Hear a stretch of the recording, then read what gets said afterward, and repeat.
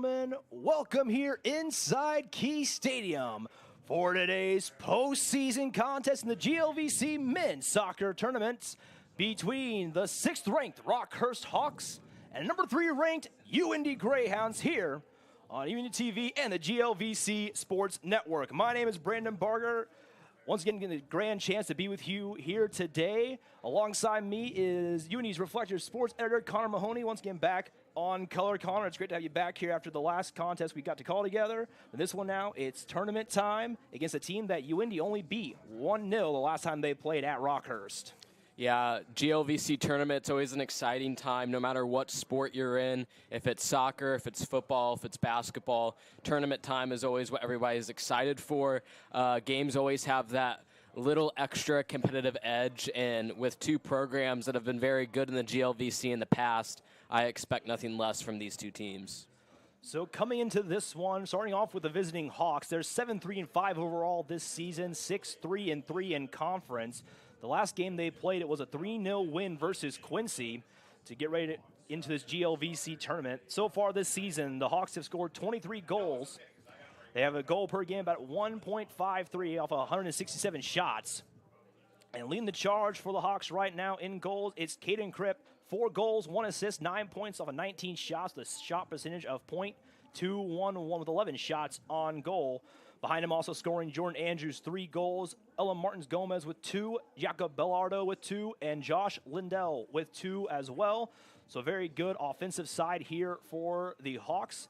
Meanwhile, in goal, it's usually been Andre Doriella, the Italian, 15 games played, 15 starts for about 134 minutes. He's had 10 goals against so far this season, but 54 saves for a save percentage of .844. So both very good offensively and a stout defense back there for the Hawks in this one. Yeah, the Rockhurst is definitely taking the approach of building from the back. Their defense is very strong this year. That 84% save percentage from Dorella is really impressive, and the fact is that they're a team that's putting in 23 goals and only 10 against. And on the flip side for UINDY, they're a team that scores a lot with 35 goals, but they've let in 14. So you have a team in Rockhurst who has got a really good foundation defensively. Both teams very strong sides. You have to have that in order to make the tournament. But the strength of the Rockhurst side is definitely their defense, and for the Greyhounds, it's that offense. As you just mentioned there, the 35 goals so far this season for the Greyhounds. Most of that has been led by Ibo Yilmaz. 7 goals so far this season, 1 assist, 15 points, 22 shots for a shot percentage of .318. 9 of his shots are on target. Outside of Yilmaz, though, the offense keeps getting a little bit better around. Michael Salios, 5 goals so far this season. Seth Ward, 6. Brian Moriera, 3. Cabru Gaffar with 3, and Cole Rainwater as well, 3 goals. But outside of those guys, you still have plenty more who have scored so far this season for the Greyhounds. Meanwhile, in goal, Joey Schrandt, who's just lit it up for the Greyhounds back in goal. 7 wins, 3 losses, 3 ties. He's let up 12 goals, but had 30 saves so far this season for .714 save percentage. So it's really the tale of the same team you're really seeing here. Good offense, great goalkeeping in goal. Yeah, the Greyhounds and goalkeeping from Joey Schrander, who's a freshman, and he's done a really good job coming into here at UINDY and claiming that starting role. And he's kept the Greyhounds with a few clean sheets this season. And a lot of times you see teams that are so good offensively, it has to start from the back. And if you've got a good goalkeeper between the posts, that's somebody that you have a lot of confidence in order to commit more guys forward. And we've seen that partnership in the back and center back, too, for the Greyhounds. You're talking about that partnership in the back. There's 2 guys you always see out there, Patrick Olczyk and Pierre Leroux, the Ironmen of this Greyhound team. They do not come off the field at all. You will see them for the entire 90 minutes. So what is it for a team to have those 2 strong defenders back there who just keep going every single game?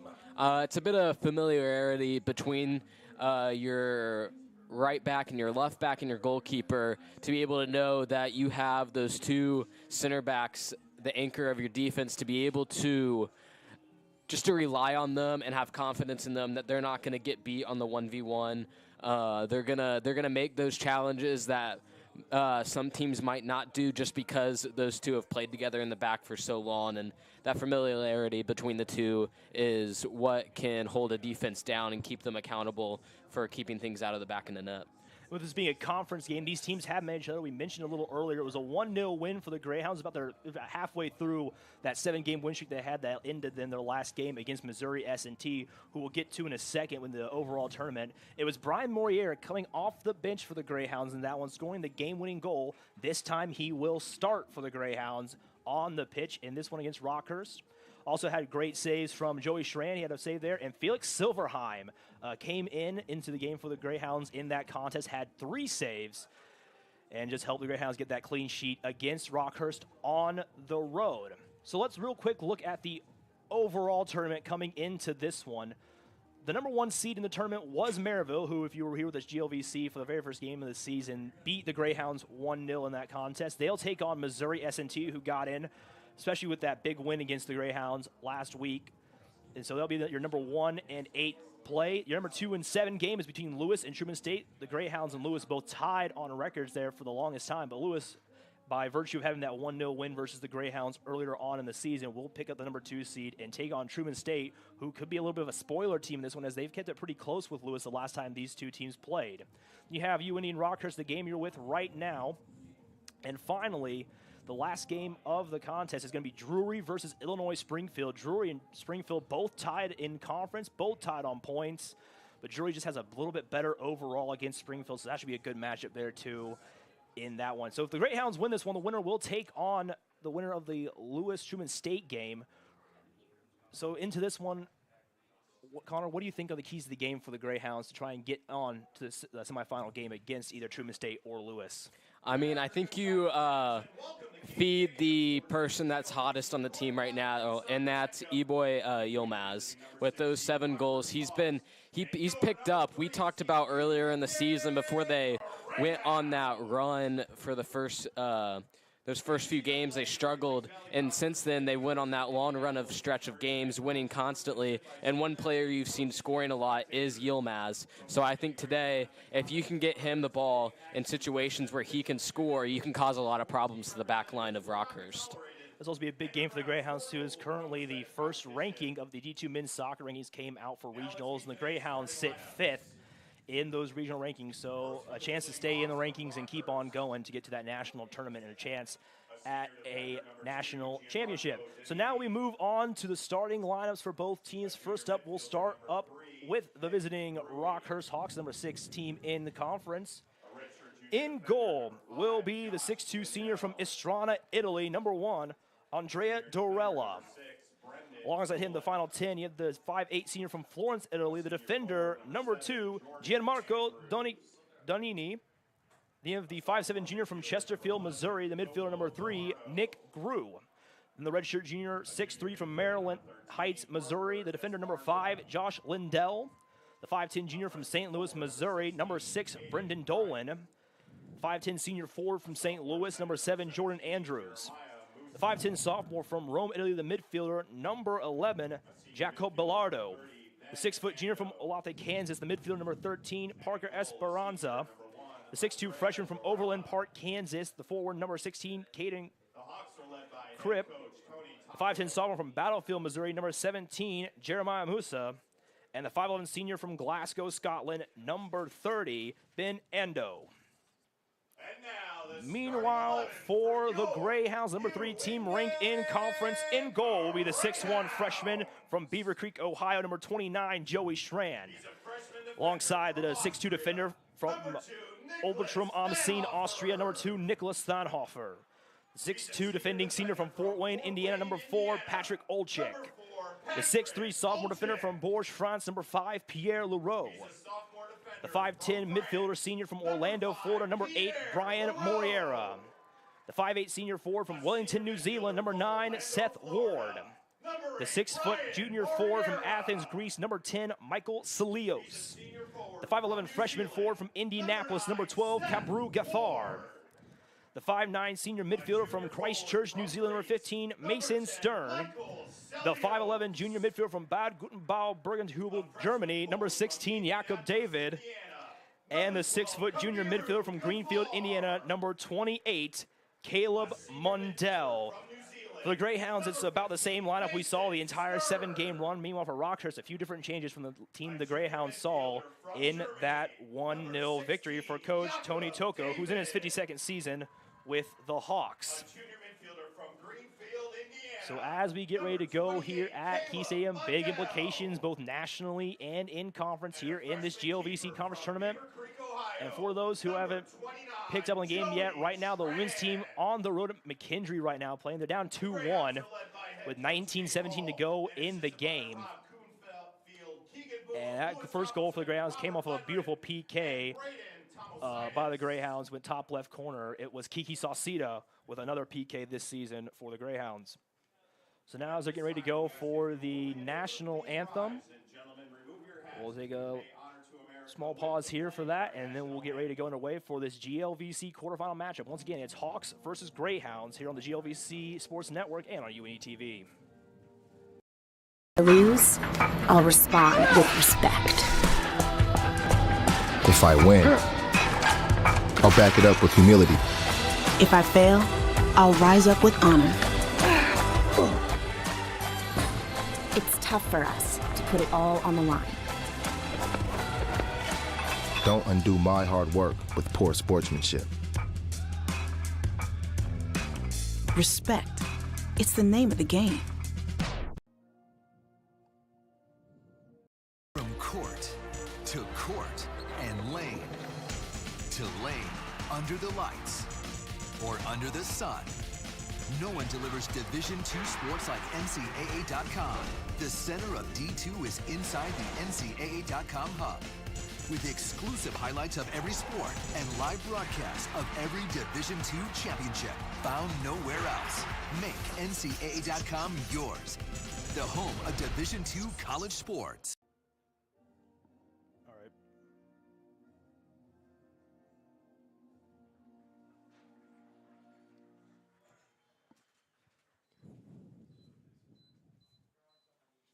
And now as the teams get ready to go here in this one, we're back here on the GLVC Sports Network and UINDY TV. Again, a big matchup here. Real quick, Connor, I know, like I said, we talked about no predictions, but you did mention Ebo Yilmaz as a player to watch for this one. Who do you think is going to be a player to watch for both teams besides those you've already highlighted in the pregame? I think just noticing now that Ebo is not actually in the starting lineup, didn't pay too close attention to that.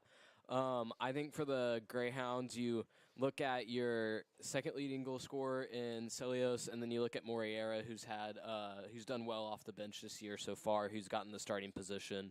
And then for Rockhurst, I think it's more looking at a collective group here because you only have their leading goal scorer this year sitting on 4 goals, so it's a very well-rounded attack. And I think you look for those forwards and you look at those defenders, and I think you look at how well Dorella can play in goal today if he can keep the Greyhounds out, especially since he's been so successful this regular season. I think one team you also watch for a big part of that 7-game win streak, Seth Ward, who really came alive in those 7 games for the Greyhounds, racking up goal after goal to help pad that stat sheet as they come into the GLVC tournament. So it looks like Rockhurst will get it first. Looks like that is Jacob Bellardo. The Italian will start off here for Rockhurst, and there's the kick, and we are underway in men's soccer quarterfinal action. A long kick there quickly by the goalie, and already Rockhurst in an attacking position against the Greyhounds. Looks like that's Jordan Andrews with it right now on the far side, but it'll quickly be stolen away by the Greyhounds. A tough defense already, as that was Caleb Mundell with it, who is kicked out of touch. And it'll be a throw in here for the Hawks. Be taken here by Parker Esperanza, who was not in the starting lineup against UINDY the last time these two teams played. Long throw here for Esperanza. High in the air, headed away just barely, and already a save there by Joey Schrand to keep that ball in the back of the net with only 44 minutes left to go. Look at the replay real quick. A long throw in there from the Rockhurst offensive player and a quick header there, but Schrand with the cat-like reflexes to grab that one and keep it out of the back. Yeah, if you're Rockhurst in this game, you want to get off to a strong foot, especially against a team that is the higher seed than you. And if you're Rockhurst, that's the exact start you're wanting your team to come off quickly and raring to go and already getting a shot on target and testing the goalkeeper and Strand in what is not the best conditions for a game. And quickly, that's Kabuga far there with the ball on the far side. He has a bit of a chance here in the attacking third for the Greyhounds. This Rockhurst team, too, not ranked nationally, a lower seed in the conference tournament. They really have nothing to lose in this game. That could be dangerous for a team like UINDY, who has everything to lose with a high regional ranking and the high ranking in the tournament. So quickly there on the near side, that is Salios with it. It'll go out of touch, and it looks like it's going to be a corner for the Greyhounds. First one of the day. The Greyhounds usually get really good attacking jobs done here with these corners. Maybe not a lot of goals, but definitely a lot of chances out of these corners. Yeah, going back to what you said about Rockhurst, they're competing for a GLVC title is one thing. Quickly there, no goal attempt there. Still in danger here. The Greyhounds looking to get it off here quickly. Goal shot there from Gavruga far. It's going to be a handball there, I believe. Nope. We'll not be able to look at the replay here real quick. Salios takes the corner there, high in the air. A lot of muddled players there. Everyone had a bit of a chance there, but Gafar had the best shot there. Calling for something there, but they won't get it. There's going to be another corner for the Greyhounds. Again, it will be Salios. And he'll be ready to go for his second corner of the day in as many. As it quickly goes out of touch, it'll be a goal kick for Rockhurst. Yeah, both teams trading blows to start the game here. Rockhurst started out with an attack to begin, and the Greyhounds looking to answer right back. And going back to what I was talking about earlier before that corner kick, the big thing here for Rockhurst is they're looking to get themselves an NCAA tournament as well, because if you win this thing, and it's unlikely for a sixth seed to win it, but it can happen, and they're looking to win that title and then be able to cement their place in the national tournament as well.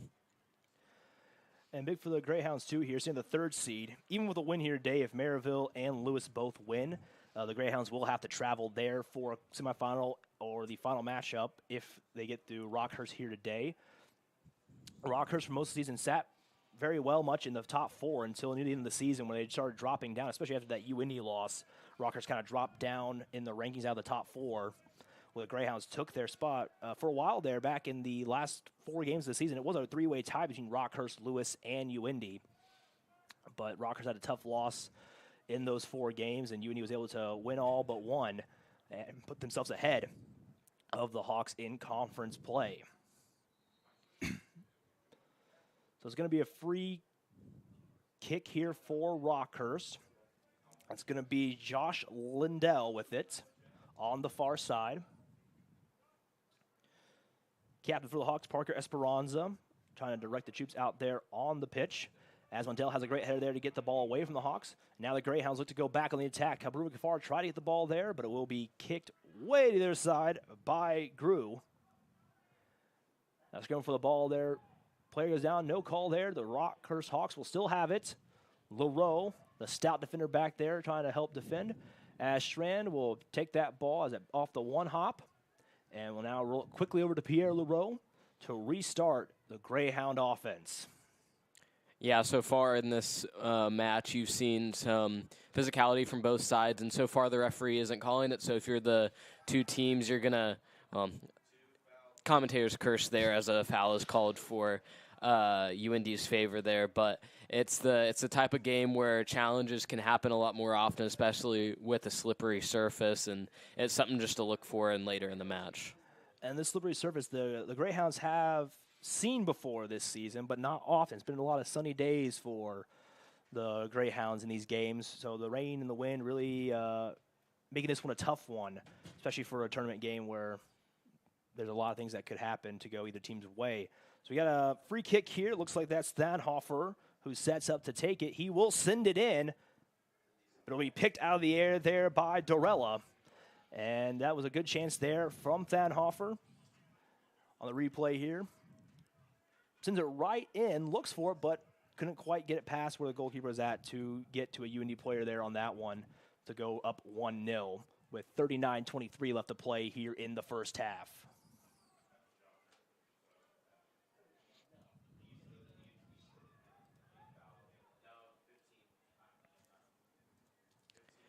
Yeah, the Rockhurst getting off to a strong start here, and it was a good ball for the Greyhounds, but looking to control here offensively for the Hawks. They're looking to keep possession and play down these wings as they looked there for Grew down that left wing, and it's something that the Greyhounds are going to have to watch for the rest of this match.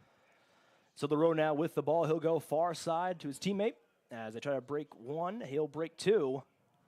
Has to just drop back a little bit there. Something we've seen the Greyhounds do a lot. Build from the back with LaRoe and with Olczyk. They will pass it around a lot back and forth. Something we've talked about before earlier in the season with the building from the back and the problems and issues you could get from that. But for the first-time listeners, you might just be tuning in today for this broadcast for the quarterfinals. Connor, tell us a little bit about that offensive style and pros and cons of it. Yeah, I mean, building out of the back, if you're able to get through it, a lot of times you can either try and build out of the back, or you can just go ahead and have your goalkeeper kick it all the way up the field. That results more in a 50-50 ball that you're going to have to try and win. But if your team is technically strong enough, you can try and build out of the back. And if teams aren't going to try and win the ball back as a unit, a lot of times you can easily get around that defense, as you've seen the Greyhounds do multiple times when they play opponents. I have a whistle there, and looks like a quick foul there against Brian Moriera as he was in battle there with Ben Ando, the Scotsman. There's a lot of back and forth there. Ando will go down a little bit, just a slight push there from Moriera to draw the foul. But quickly the Greyhounds will get it back, and back there is LaRoe, and he'll quickly pass it out to the far side to try and get the UINDY offense going forward towards the attacking third. And that is Moriera there with it. He'll send it forward to Gabru Gafar. Gafar has to go near side now, and they'll have to pass it back there to Moriera. To Mundell. Mundell now goes over to Mason Stern. Now kicks over to, I believe that was Jakob David there. It's sent out now. The Rockhurst will kick it out, and it's going to be, I believe, a throw-in for the Greyhounds here. There was no call from the official on the far side. But the way Caleb Mundell's moving over there, looks like he will throw it in. Mundell really good at the long throw. I've seen him set up a lot in these games for that long throw. He'll back up a little bit on the track, and it looks like he will go for the long throw to try and get into the box for a chance on goal. Mundell throws it in. Header there, headed away. But a long kick there by Seth Ward, and it'll go right up past the uprights. But it will be a foul on Rockhurst. That's Ando, and he will be shown a yellow card. It's our first one of the contest. Ben Ando showing the yellow card after his challenge there on Seth Ward. And this could be a great scoring opportunity here for the Greyhounds in this one, as they'll get a fantastic set piece deep inside the attacking third. Yeah, it's not the position if you're the Hawks right now to give up a free kick opportunity to the Greyhounds in this position just outside the 18, and getting on a yellow card to start this match is not what you're going to look for, as you're going to have to watch yourself when you go into challenges in order to make sure you don't pick up that second yellow.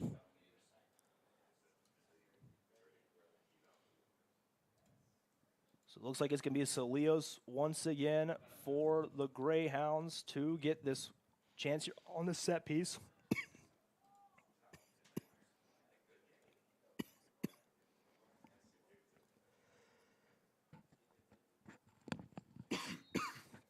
Salios winds up, sends it in off the head there of the wall there for the Hawks.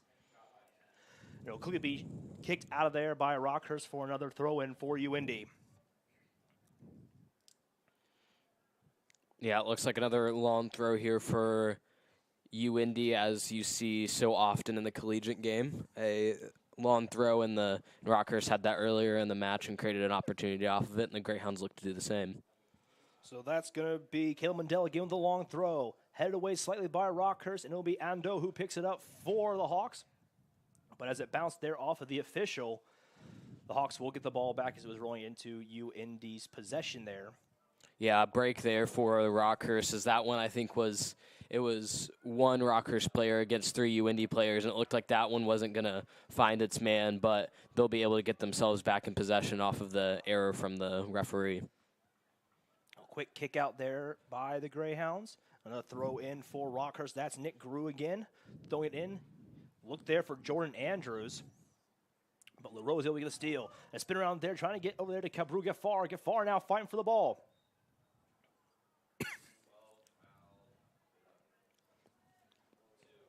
And Gaffar will pick up the foul there again on Gianmarco Dominini. Now Rockhurst will send it forward. Challenge there by Thanhofer. And he'll pick up a foul there as well. And another free kick for Rockhurst. And it will be Ando to set up here for the Hawks. The official's telling him to slightly move himself over. We have a bit of a two-man wall forming here for the Greyhounds. Everyone position here would be a tough test here for the Greyhounds to keep this one out of the back of the net. Not the best position, but still a spot where you can score here in this game. Quick kick there, and it will be kicked high in the air. Collected by Rockhurst, but he'll lose it quickly. And that will be Salias, I believe, who picked that up. And he'll go forward there to Mason Stern. Stern tried to get around the defender, but he will kick it out. It'll be a throw in here for the Hawks by Jacopo Bellardo. Yeah, in a game like this, opportunities can become thin, and in that opportunity there, it's not the best position for a free kick, but you need to make sure you beat that first man and give your team an opportunity to get something on goal, because opportunities on free kicks don't come every day. And a challenge there. Foul there by Jacopo Bellardo against Brian Morier, the game winner the last time these two teams met at Rockhurst. Definitely a big game for the Greyhounds in their quest to this number three seeding. As that's going to be quickly kicked away there by Mason Stern over to the row and back to Olczyk. Now Olczyk goes through, gets it over there to Caleb Mundell. Mundell will kick it over there to Stern. Stern has it on the wing, but it will go out of touch, and it'll be another throw in for the Greyhounds, again taken by Mundell. Mundell not going as far back this time on the throw-in, as the Hawks will back up a little bit, expecting that long ball. High in the air, headed away by Rockhurst, but still collected by the Greyhounds. Long shot here, off the head there of a Hawk player, though, and the Hawks will retake possession now, try to go on the counterattack, but still bouncing around the air. Off of Ward. Now the Hawks will get possession there. Now it's a foot race between LaRoe and Jordan Andrew. Caden Crete. One by LaRoe there. He'll quickly spin around, get the ball, and send it forward. Try to get to Gaffar there. Not quite in time. There's a whistle there for the foul. And that's going to be Parker Esperanza getting fouled by Mason Stern.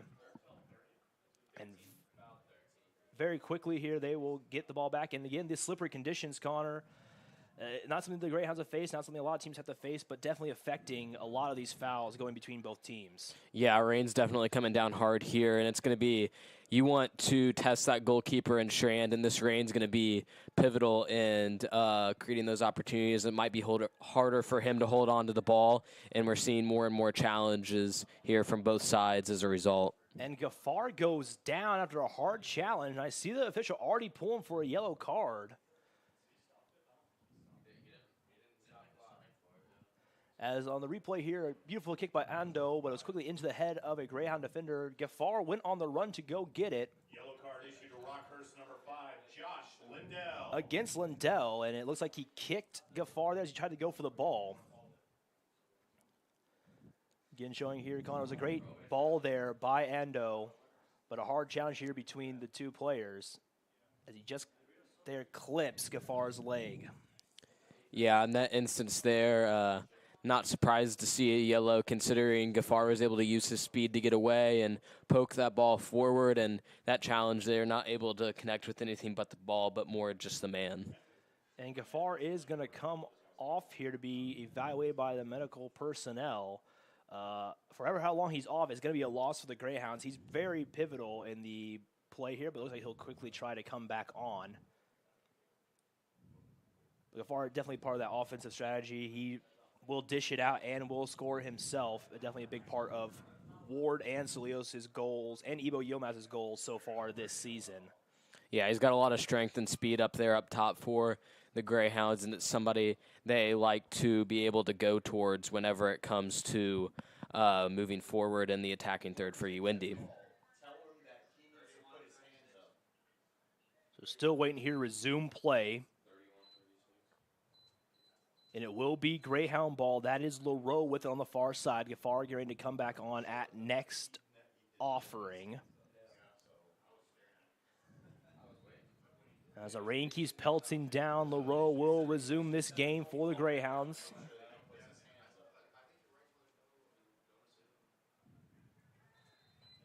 And now we'll get the clock stopped here. Looks like that was an issue between the official and the scoreboard operator up in the press box. Yeah, usually when you give a yellow card, the referee usually signals for the scoreboard to be stopped, and he didn't do that this time, so it resulted in confusion here up in the press box as to what you usually would see didn't occur. Maybe not quite mid-season form for the official, especially so late in the season, but it gets fixed there. And we'll resume play here with a long ball by LaRoe looking for Salios, but it won't quite get past the Rockhurst defender. And quick Gaffar, who came back on, is now already trying to get around three, and he will keep a hold of it there. Goes back a little bit to Jakob David, but now passes back to LaRoe to restart the attack for the Greyhounds. Over to Olczyk. Long ball to the far side. Breaks around in one. Now it's a foot race to get it. Gets a chance here. Comes inside the box to Salios. Salios goes back out, but can't quite get past the Rockhurst defender there. And it will be kicked out of touch for another throw-in, but a great chance there for the Greyhounds off of the beautiful cross into Salios. Yeah, it was a great ball to Salios, and it's shown that the Greyhounds have an opportunity whenever they can get that ball into that six in that danger area for Rockhurst. And quickly there, another chance, but it was kicked out by Rockhurst, and now it's a counter, 3-on-1. Nice sliding tackle there by, I believe it was Jakob David. The German, a big part of that midfield for the Greyhounds. As it's sent up forward for Kabruga Far and Salios. He slips there on the ball, and the Greyhounds have a chance here now. Salios tries to break past one, spins around, goes inside, looked for an option, but can't quite get there. Goes back out to Mundell. Mundell now sends it forward to try to get there for Gaffar. Can't quite get there in time. Another header inside, also poked away by Rockhurst. That ball comes back out of the attacking third. LaRoe sends it back in off the head there of another Rockhurst defender. Gaffar on the run to catch it against Brendan Dolan. Still stayed in play. Greyhounds still have possession now as they drop back a little bit to gain space to try and make some magic here. That Rockhurst defense we talked about earlier, very stout. Have kept the Greyhounds out in a lot of good chances there.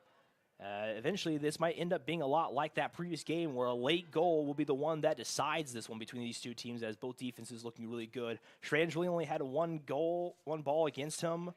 Same with the goalkeeper for Rockhurst, Dorella. But those defenses keeping them out most of the time. Ball, they had some pretty good chances on all of those before the defender got there. As a through ball once again looking for Gaffar. Mundell picks it up as it's kicked away. It will go out now, and it's going to be another throw in for the Greyhounds. Yeah, a good spell of possession and attacking play here for UINDY and starting to get on the heels of Rockhurst. But Rockhurst backline has done a great job to be able to close down any player that's received the ball in their own 18. Two instances here where Salios had opportunities in the 18 area for the Greyhounds, but closed down quickly by those defenders, by the Hawks, and that's what you would expect from a team that's not giving up many goals this season. And quick update, Greyhound fans, as the seconds tick down to McKendree, the UINDY women's team will fall to the Bearcats. McKendree 2-1 in their quarterfinal matchup, so McKendree will move on to the women's GLVC conference tournament, while the UINDY women will go home to get ready for next season as they are not yet ranked in nationals. But as we get back here for the men's game, we're getting ready here for, it looks like a free kick for the Greyhounds. It'll be taken this time by Nicholas Stanhofer, the 6'2 freshman from Austria, played originally to SRG Salzburg. Has a chance here for a great set piece. Stanhofer sends it in, right into the hands there of Andrea Dorella. And another good chance there, stopped by the goalkeeper from Italy. Yeah, it was a great ball in here by Thanhofer with his left foot, and just a little bit too going too far away, but it looked like the goalkeeper there kind of dropped that one as he had to claim it. So it's definitely something you want to watch with this wet conditions. And Greyhounds just need to keep testing that goalkeeper in Dorella, who is a good goalkeeper, but anything can happen in a game like this. We did see that a little bit earlier. He was trying to get the ball on an attacking opportunity by the Greyhounds, slipped and fell, gave Salios a chance. Salios just wasn't able to capitalize on it in that instance as Salios gets it out over to Mundell.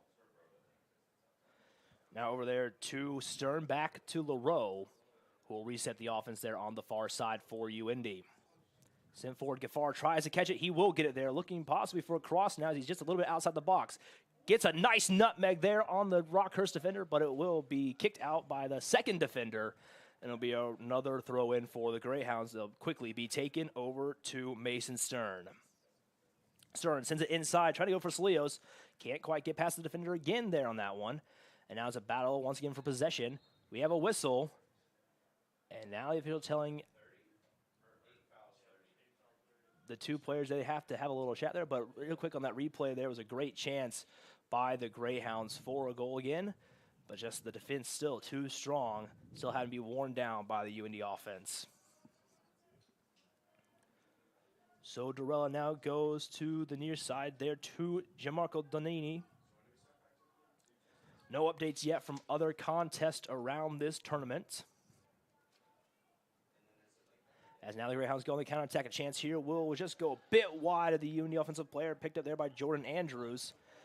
And now it's a battle once again for possession. It's won there by Brian Morier. Brian Morier goes inside for Kabru Gaffar. Gaffar back there to Stern. Gets it over there to Jakob David. David, far side now. Chance here for the cross in off the Rockhurst player. Still in the air, picked up by the Greyhounds. Gaffar has to kick it back out just slightly.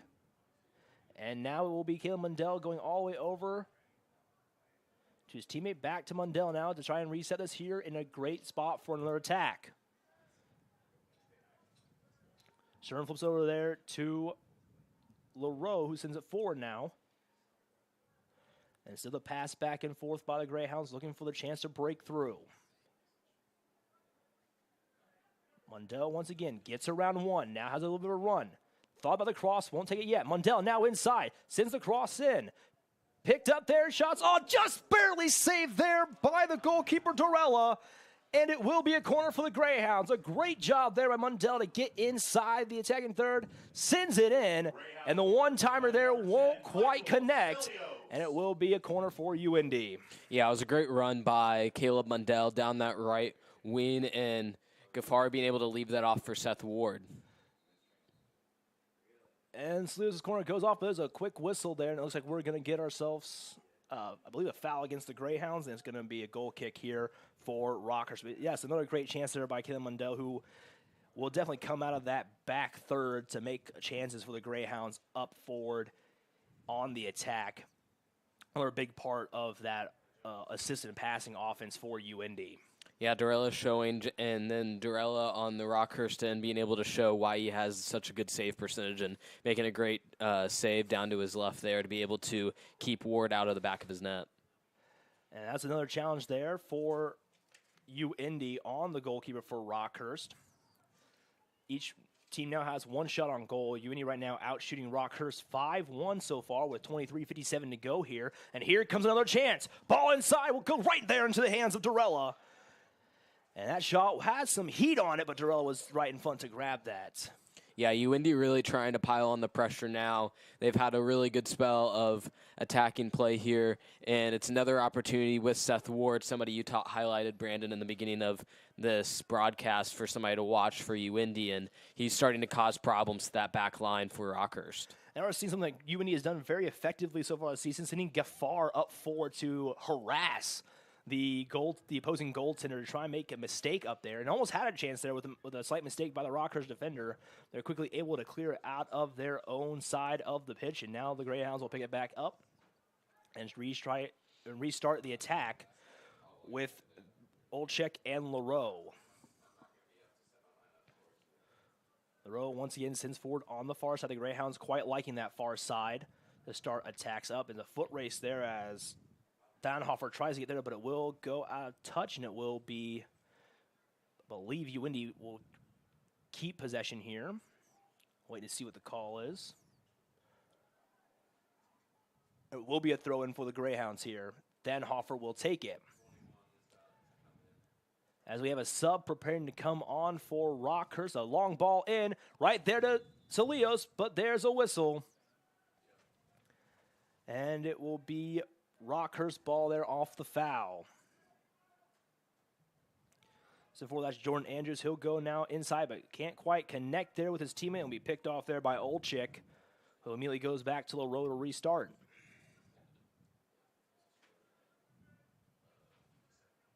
Over to Mundell now. Olczyk back in his original position. Will send it forward, looking for Gafar. Gafar wins the foot race. Gafar has one on him. Now two. Goes back to Salios. Salios sends it inside. Headed away there by the Rockhurst defender, but quickly UINDY collects it. Shot will go high and wide right. And it'll be another goal kick for Rockhurst. But the Greyhounds have started to ramp up the offense here. Yeah, it actually looks like it's just been switched to a corner here. It looks like it took a deflection. At first, I thought it was a goal kick, too, and it looks like the Greyhounds are going to get themselves another opportunity. Sometimes those calls there, you just can't quite tell off of that one. It looked like a goal kick, too, as I prematurely said there on the Salios corner there. Will not be good, but we will have a whistle once again. And this time, I believe it will be a goal kick for Rockhurst. Lots of fouls in that scrum there. And so I haven't seen a lot of that this season so far for the Greyhounds, but today with the conditions and the levity of the situation, a lot more of those fouls coming inside those corner scrums. So first three subs into the contest. Ella Martins Gomes, the senior from Berta, Brazil, in. Also saw Chase Klausman, the senior from Olathe, Kansas, and Danielle Bizzari, the freshman from Genoa, Italy, in as well. So it's a three-man swing for the Hawks, the first fresh blood in this contest for either side. There's a long ball there, goes inside, looking for a chance, and it's going to be a goal there for the Hawks. Beautiful pass there by Jordan Andrews to the man, the new sub on Ella Martins Gomes, and quickly that new blood will give Rockhurst the 1-0 lead. Yeah, it's a great ball from the goalkeeper and Durella, and to be able to find Andrews here, and that ball took a skip when it came off of the turf, and that weather playing a huge role in that goal as Gomes was able to put that one in the back of the net, and a great job by him to take that one on the half volley. And it's a big opportunity there for Rockhurst. They got themselves up in this match, and right now it's the lower seed that looks like they're pushing forward, and it's the Greyhounds going to have to bounce back here at home, and the slippery conditions proving pivotal in the first goal of the match. Well, the good thing for the Greyhounds, too, that comes with 20 minutes left in the first half. We still have another whole half to play for the Greyhounds to try and tie it back up. As we're going to have a stoppage here of the clock, as the official will have a small little chat there with Esperanza. And it will result in a free kick here for the Greyhounds, be taken by Salios. We talked about there, again, the Greyhounds out shooting Rockhurst, but with the conditions, like you said, Connor, and the momentum shift quickly, Rockhurst will pick up that 1-0 lead. As whistle, Salios will send it in, looking for a chance to equalize. Header their away into the hands there of Durella once again. And another good chance there for the Greyhounds on target. Yeah, as you were talking there, Brandon, the Greyhounds were in a really good spell of possession, and kind of any time in this game the tide can shift really quickly. It just takes one play down the field to be able to change the momentum, and a team that's been having all the opportunities with the Greyhounds are the ones that actually find themselves behind, and you see that all the time. And just credit to Rockhurst being able to be so strong defensively and then result in paying off on the offensive side. And it looks like the Greyhounds now have to take the chance to bring in a new face as well. Looks like that is Ibo Yilmaz getting ready to come off the bench for the Greyhounds. The leading goal scorer for UINDY coming off the bench. It could be the same situation for him as it was for Gomes. As when he comes on, there could be a chance there for a goal to tie it back up for UINDY. As the row now goes over there to the near side to Olczyk once again to start up the offense from the back. Now Salios has to drop back quickly to Mundell as he was surrounded by two Hawks. Stern still with it here. Now goes over to to Jakob David. Now sent in looking for Gafar, but it will go into the hands once again of Dorella. And another chance there stopped by the Rockhurst goalkeeper. Yeah, Rockhurst backline looking like they're settling into this game once again, and they were strong in those opening 10 minutes of the match and had a shaky spell there for about 15 minutes, but it looks like they're really starting to settle in after that goal as they're going to sit in a little bit more and invite that pressure from UINDY. And with that 1-goal advantage, they definitely have the opportunity to just sit there and let UINDY come to them and let that back line really do their jobs they've been doing all season for Rockhurst. As I believe there's a sub coming on for both squads. So it is Ibo Yilmaz coming on for it looks like Seth Ward, who you will definitely see later. And Jeremiah Musa comes back on for Jordan Andrews. So he'll get a chance at a breather here. A high throw in here, be headed away by Rockhurst. But a nice slide tackle there will keep the ball in Greyhound possession. As now that's going to be Stern with it. Already looking for Leroux. Inside, can't quite get past the Rockhurst defender, right into his chest. And now a long through ball looking for Musa. For Musa, who now has another chance here to try and help the Hawks go up 2-0. Musa with some fancy footwork, tries to kick it in, but it goes off a UINDY defender, and the Greyhounds will clear that forward.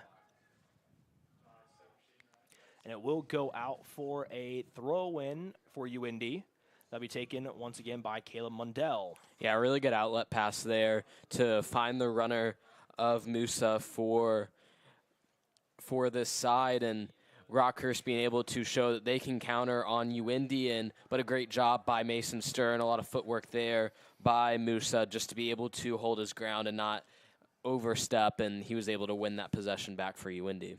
And the Greyhounds had a chance there to keep going forward, but a mistiming there between two of the Greyhound players. I believe one of them was Mason Stern, led to a missed pass and a throw-in for Rockhurst, but quickly the Greyhounds will get it back. The Greyhounds are very good at picking up some of those turnovers in possession battles.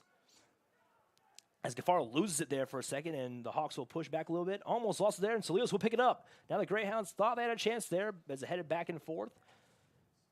Still in a dangerous spot for Rockhurst. Salios gets it back, goes to Mundell. Mundell quickly goes over to Stern, who goes back to Olczyk, who will send it all the way back to Joey Schrand, who now send it forward to restart the Greyhound offense. Yeah, and if you're Rockhurst right now, this is exactly the position you wanted to be in coming into this match, away from home to strong defense behind you, up 1-0, in just the perfect situation for them right now, and it's a big test to the Greyhounds if they can find a way, find those key passes and that creativity up front that they're going to be looking for here to get themselves an equalizer. And that creativity could come from Caleb Mundell, who sends it inside, but it's swept up there quickly by Dorella, who will just lay on it there to take a few seconds off, catch a breath.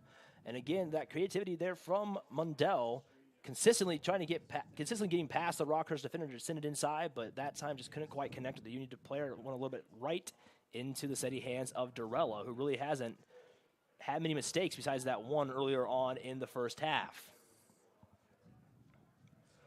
So Olczyk once again gets the pass from his partner in crime, Leroux. We'll slow down just a little bit here.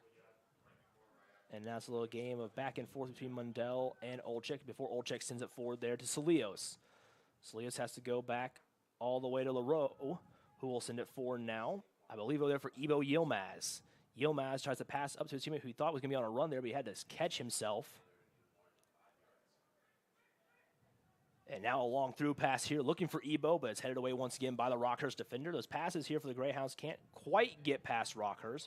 But also with those passes, you have the additional problem of an offsides call coming against you on those huge runs the Greyhounds seem to be getting, but just can't quite connect on.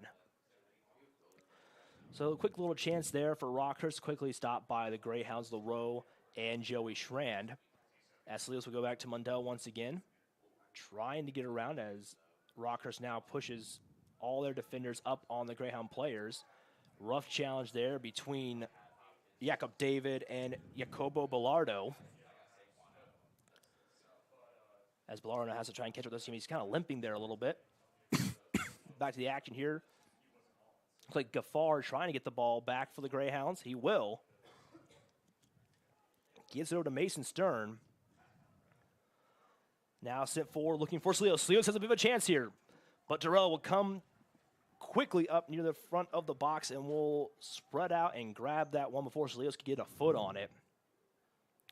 But another chance there for the Greyhounds, stopped by Dorella. Yeah, it was a great ball by Moriera linking up there with Cilios, and just Cilios able to peel off his fullback and create that opportunity for UINDY, and even better job by Dorella to be alert there for any danger that could have arisen if Mikey Cilios got on the ball. So really right now for the Greyhounds, they've done a lot to try and get past Dorella, but it hasn't quite worked. So, Connor, what can the Greyhounds think about doing either now with 12:50 to go or in the second half to get past the goalkeeper who they just seem to not be able to break yet? Yeah, I think the biggest thing right now is be creative on the offensive side of things. A back line that's super strong and doesn't give up many goals isn't going to make as many mistakes, so your passes in between those defenders and behind that back line are going to have to be at the top of their game. You're going to have to make sure that you're playing those creative passes that they're not going to be looking for, and that might be your best chance at breaking through that line. And it looks like the Greyhounds have tried a lot of balls over the top, but so far that center back partnership for Rockhurst proving strong and being able to head anything away that might cause any problems. So the captain for Rockhurst comes off. In his place comes Riley Dubbs, the junior forward from Defiance, Missouri. Meanwhile, for the Greyhounds, August Abramson comes in, the 6-foot freshman from Sandfjord, Norway. Will check in for, I believe, Cilios. And Abramson has done very well to get the ball around. He has that creative touch that the Greyhounds are looking for. We've seen it in games before where he will get a chance to go on a run and just put it right inside there for Gaffar, Ward, or for Ebo. And he plays out in that far side where it seems a lot of the offense has come from. If Caleb Mundell isn't touching the balls, as Mundell will send it forward to Gaffar. Gaffar now tries to get it over there. Has a chance. Ebo just kind of slipped there on it. Will run forward, and it's picked up there by Dorella. But Ebo had a great chance there on goal, but kind of slipped there in the wet playing turf and couldn't quite put a foot on it. Yeah, if you're Ebo Yilmaz there, you're going to you're going to want that one back, as just unable to get that first touch out of his feet there and not able to get any kind of power behind it to test that goalkeeper and Dorella. And it's something that Ebo's going to want back, and it's an opportunity that the Greyhounds continue to look for as they look to play that ball down the right wing. Well, with 10:39 to go here in the first half, they're going to get another chance. It is Gaffar trying to go inside. Will bounce it off of a Rockhurst defender, and it will be a throw. And here's a replay back of that goal. Gaffar went back to, I believe that was Brian Moria. It went off the head of a Rockhurst defender, and right there was Ebo, but he just couldn't quite get that foot there in place to try and get past Dorella. As another sub will come on for the Greyhounds, it's Cole Rainwater, the 6'1 senior from Schererville, Indiana. The midfielder comes in for Kabru Gaffar, and more fresh legs out there for the Greyhounds to try and get past Dorella. As Mundell now sets up and again for a really long throw. High in there, LaRoe was right there trying to pick it up as the ball goes to the far side. As a slip there from a Rockhurst defender, gets kicked out of touch, and it will be a throw in for Rockhurst as it went off of a UINDY defender last. Under 10 to play here at Key Stadium, Kiesel Field. GLVC men's soccer quarterfinals between the 3rd-seeded Greyhounds of UINDY and the 6th-seeded Rockhurst Hawks. The lower seed ahead right now, 1-0. That goal came at the 24th minute by Luan Martins Gomes, who came on off the bench, had the assist from Jordan Andrews, who is off of the pitch right now for the Hawks. A long through pass there, looking for options. Can't quite get past there, but it was picked up by Thanhofer, who'll kick it over there to Mason Stern. A little bit more urgency now in the Greyhounds offense as they're trying to tie it up before going into the locker room for the half. Mundell tries to get around one. He will get around one. Mundell has a chance for the cross in. Can't quite connect there on the header attempt, and it will roll to the far side. And now Rockhurst picks it up, but it's a battle quickly by Thanhofer to get it back. The Greyhounds will get it back. Abramson has a chance. Gets around one. Can't quite hold on to it with the conditions, but will get over to a teammate. The shot comes in, and it's quickly saved there by Dorella, who just had to gently lay down there to stop it. Yeah, the Greyhounds having a lot of success down this right side of the field. Mundell doing a great job to get past that full left back for Rockhurst. And Mundell, if he can continue to get himself in those positions, that might be the way the Greyhounds are going to be able to get through this back line. And if Rockhurst looks to commit more guys to that right side of UINDY, then you might be able to switch the field and look for opportunities that way as well. Well, looking real quick at the conditions right now for today, as it's currently 3:15 here in Indy. This rain's supposed to stop sometime around 4 o'clock. So if we get a chance to get to that point, we might have a chance for some dry soccer play, and we'll see if that affects anything when and if we get to that point in this contest. As Rockhurst here now has a chance for another goal. Quick shot inside there on the cross, and it will slide out as Thanhofer lost his footing.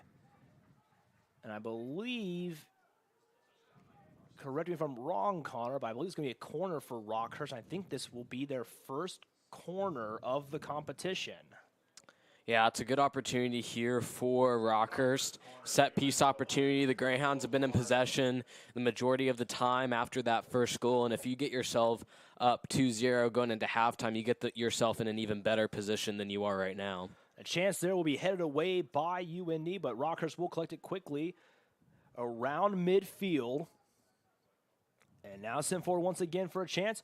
Has a guy on the side there. That's going to be Gomes. Gomes now sends a cross in, kicked away, but Gomes will pick it back up. Gomes will look again, sends it in again, headed away there by LaRose. Still a Rockhurst defender there, but it will be a foul on Rockhurst, and it's going to end up being a free kick for UINDY. And that'll be Schran to take it as we have a quick shoe tying opportunity for one of the UINDY players, but we'll play on as he'll just catch up. It looked like that was Mundell there tying his shoe. Can't have a faulty shoelace here, especially on a day like today.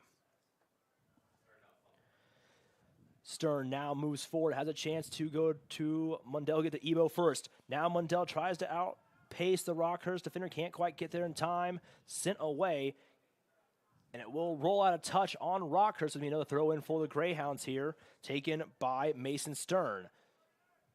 Stern goes to Jakob David. David now far side. Quickly back to LaRoe. LaRoe sends it through for, can't quite get past the Rockhurst defender again. So Schrand will collect it. No one near him except for the two defenders, LaRoe and Olczyk. Olczyk now once again trying to start it. Can't quite get past the defender again. Another slip up there for Rockhurst, and will go out for another UINDY throw-in. And again, the conditions still affecting both teams. Staying 1-0, the scoreline of the last time these two played just flipped. And the goal coming earlier than it did in the last game. That is Josh Lindell. Goes far side to his teammate, who will move forward to Gomes. Gomes now looks for Dubs. And the kick will go all the way back to Dorella, but there's a Greyhound running his way down there to try and collect. Be sent for here off the back there of one of the Rockhurst players. A battle here for possession once again. Rockhurst will win that battle. Sent for there to Musa. Musa off the head there of Olczyk will go out, and it's a throw-in for Rockhurst. But a great way to use his noggin there for Olczyk. Took like a chant there from the dome. Yeah, putting his body on the line there for UINDY, and those always are going to sting, especially when it's a bit nippy outside here. And it's another opportunity for Rockhurst, a corner kick, their second of the game, as we saw their first earlier, and a good delivery here from Rockhurst to look to challenge that back line of UINDY. And we will have a sub here and the new taker here on this corner. It's Blake Mann coming in for Jacopo Bellardo, the 6-foot junior from O'Fallon, Missouri, to take this corner for Rockhurst.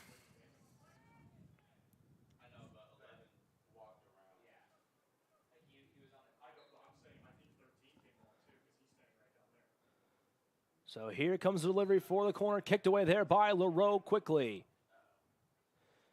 And LaRoe now moves forward way out of his usual position. He's the furthest guy ahead. Now he'll drop back just a little bit. Now sends it forward.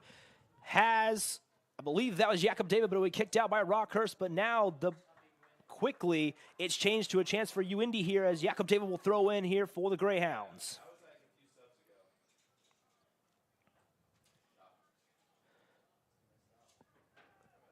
Thrown by Jakob to Olczyk. A little bit of confusion there between Jakob and Mundell on who was going to take it.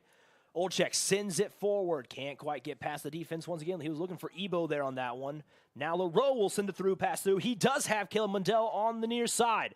Mundell drops back a long shot there. Goes for the corner. And it's in the back of the net for the Greyhounds. It's 1-1. And it looks like, surprise, surprise, Ebo Yilmaz picking up the goal for UINDY. That will extend his goal-scoring streak this year for the Greyhounds. Yeah, and the Greyhounds doing what we talked about in this match and utilizing that space that they've been so successful on, and that's Caleb Mundell being able to send an absolute it actually wasn't Caleb Mundell, my bad there, but a great ball from Mason Stern there, laid off from Mundell, and an even better finish there by Yilmaz. And the Greyhounds doing exactly what they needed to from that right side. Seemed like the weaker side there for Rockhurst, and it gets them a equalizer here at halftime. And if you're Rockhurst, it's the last thing you wanted to see happen. And for the Greyhounds, and helps them get momentum going into here as we near closer to that second half. So that will tie it back up here between the two squads, and it's back to being anyone's game here. 1-1 quickly now, but Rockhurst has a chance here. It'll be a long throw-in from Nick Grew with 2:51 to play here in the first half. Long throw, kicked away by the Greyhounds, but still have a chance here for Rockhurst as it will go out for a goal kick. A good challenge there. It looks like one of the Rockhurst players was trying to tell the ref that he was hit in the face, but there was no call there. And now the Greyhounds will have a chance here with 2:26 to play to try and score the go-ahead goal in this one. But back to that goal, Connor, the Greyhounds did exactly what you said they needed to do. Got that creativity out of Stern. And Ebo did get that one back, being in the right place at the right time for that one to just put it in the back. Beautiful goal got past Dorella. And now those two really good goalkeepers have one against each. And we'll see how they both jump back from it, both here in the final 1:56 and the second half of this one. Olczyk to the row now goes far side of the Greyhounds, looking to go back on the attack as time winds down here. As so too does the rain. LaRoe moves forward. Gets this to his teammate. It looks like that is Morier. I believe that was Moriera there, and it will be Moriera getting it back from Olczyk. Moriera now tries to get past the Rockhurst defender, can't quite get there. Olczyk will head it up to his teammate as a little bit of miscommunication there, but it was quickly picked up by Mason Stern. Sent forward now to Cole Rainwater, who's done very well there in midfield for the Greyhounds, winning some battles to get the ball in UINDY's possession. Quickly sent forward there by Rockhurst, looking for Chase Clausen as we have 1 minute left. And here's another chance for Ebo Yilmaz. Yilmaz gets around one, shoots, and just top of the crossbar there through the field goal uprights of football. And it will be another goal kick for Rockhurst, but another chance by Ebo to score a second goal in this contest. Yeah, it was a great ball by Jakob David, and great job by Ebo Yilmaz to catch that one and stride. That first touch really allowing him that opportunity to get a clean strike away with his left foot. Just next time we'll have to look to hit the target there as it just went over the crossbar. And Ebo here really starting to come alive in these final minutes. We'll see if that will carry over the second half. If Coach Gabe Hall let him stay out on the pitch, being the hot foot right now for the Greyhounds, or if he'll go back to the starting 11. That'll be something we look at later on when we get to the second half actions. A quick ball through. Mundell has to win the foot race. He will. And he'll just kick it out as the clock winds down for the last 6 seconds. So after one here at Key Stadium, it's tied 1-1 between Rockhurst and the Greyhounds. And looking at the stats here, 12 shots for the Greyhounds connected to Rockhurst 3. 6 of those shots on goal for UINDY, 2 of Rockhurst shots on goal. 3 corners for the Greyhounds, 2 for UINDY's. 2 yellow cards so far for Rockhurst, but the Greyhounds leading the foul battle 8-7. 1 offside call on UINDY, and the goalkeepers 1 goal allowed each. 5 saves for Dorella, while 1 for Strain. He hasn't been challenged much there in the box. And 12 shots faced for Dorella, 3 for Strand. So, Connor, give me your first half thoughts there about that contest for the Greyhounds. Yeah, I mean, it's about what I expected. It's a tough matchup here, and a really good job by Rockhurst being able to get themselves an early goal in this match, exactly what they would have wanted to do, and even more credit to the Greyhounds being able to fight back and find a way through that back line of Rockhurst, and a great ball by Mason Stern, and Yilmaz finishing that one off for UINDY. And you're going into halftime here, square, and I think if you're looking at it from both sides, they both feel that they have a lot more to offer in this match, and I bet they show that here upcoming in this second half. So we'll take the break here. We'll be back in 14 minutes. Again, 1-1 draw right now after a half of play here in the GLVC men's quarterfinal between Rockhurst and UINDY. You're watching the GLVC Sports Network and UINDY TV.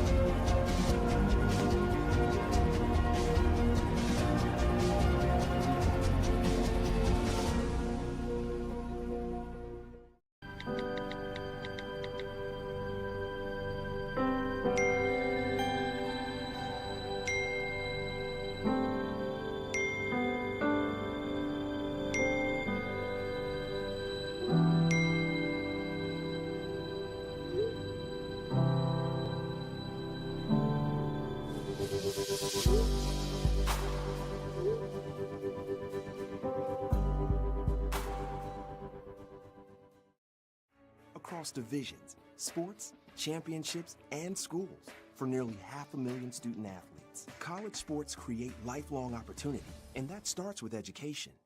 We've raised the academic bar, so more are earning degrees, creating healthier campuses by working with the nation's brightest minds, and making sure more have the chance to succeed and are supported on their journey.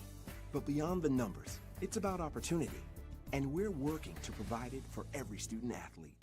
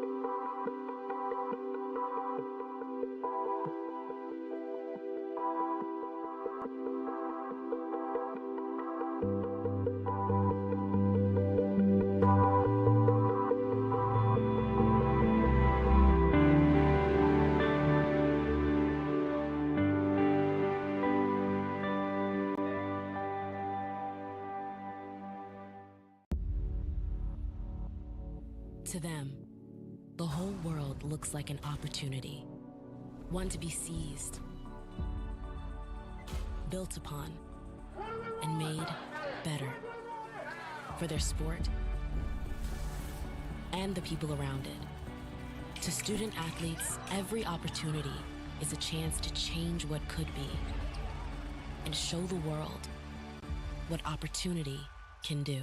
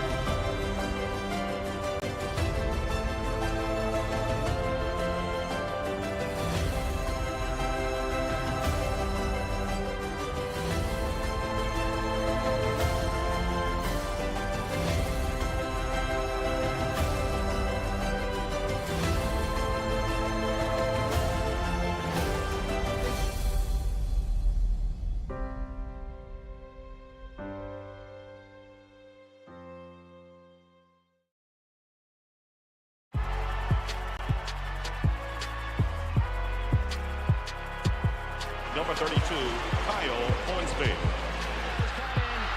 Inside the 30. Touchdown. Michaela Burgess. An incredible finish by Hall. The NCAA and its member schools offer nearly 500,000 college athletes a path to go pro in something other than sports. Learn more at ncaa.org.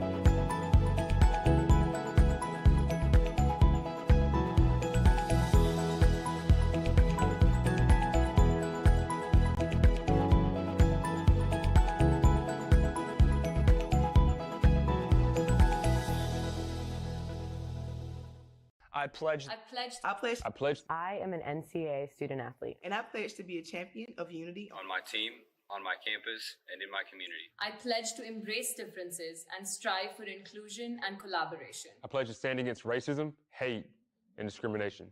I pledge to strive for love, care, and forgiveness. I pledge to stand against silence, deceit, and obscurity. I pledge to strive for dialogue, truth, and understanding. I pledge to stand against fear and doubt. I pledge to strive for trust and belief in one another.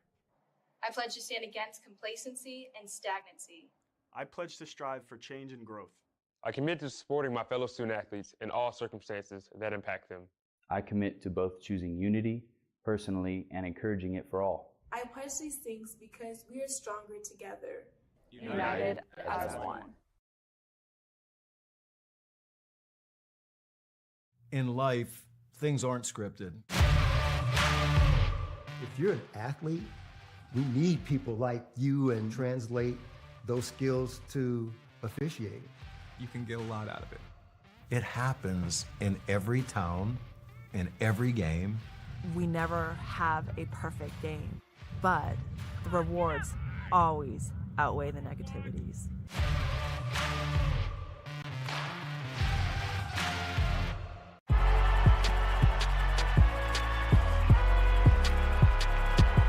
Number 32, Kyle Hornsby. Inside the 30. Touchdown. Michaela Burgess.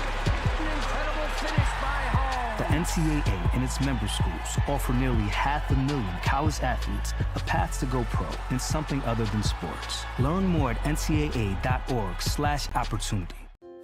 In NCAA Division II, student athletes leave a lasting impression on their communities. That's because Division II student athletes want to make a difference and truly be part of their surrounding communities. Through community engagement, thousands of student athletes from various backgrounds interact with community members who view them as role models. This interaction leaves a positive and perhaps even life-changing impression on all those involved. In Division II, we rise to the opportunity and make community engagement ours.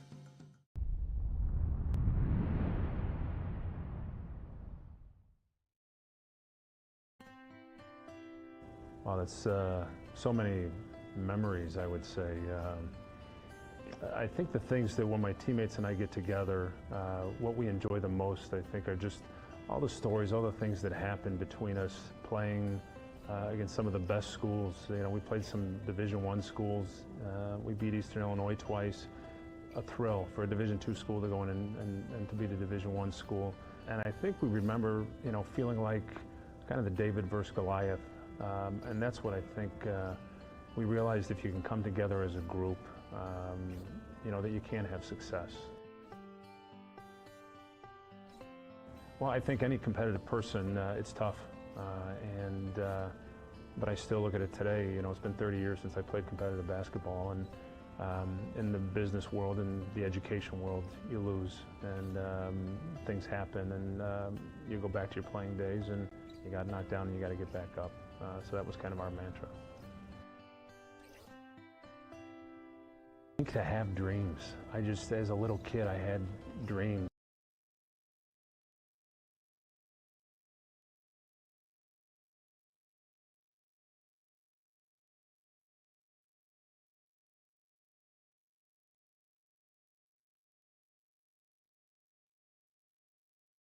From court to court and lane to lane, under the lights or under the sun, no one delivers Division II sports like NCAA.com. The center of D2 is inside the NCAA.com hub, with exclusive highlights of every sport and live broadcasts of every Division II championship, found nowhere else. Make NCAA.com yours, the home of Division II college sports. If I lose, I'll respond with respect. If I win, I'll back it up with humility. If I fail, I'll rise up with honor. It's tough for us to put it all on the line. Don't undo my hard work with poor sportsmanship. Respect. It's the name of the game. Being a champion takes more than talent, more than the perfect pass, more than using your head. Being a champion takes the spirit to always push harder, the ability to overcome any hurdle, and the fire to be the best. Welcome to Division II, where the pursuit is yours to create.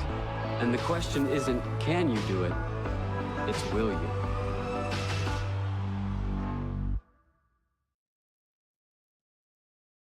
Being a champion takes more than skill, more than endless drills, more than using your head. Being a champion takes the heart to give it your all, the agility to thrive from any angle, and the relentless drive to be the best. Welcome to Division II, where the pursuit is yours to create, and the question isn't, can you do it? It's, will you?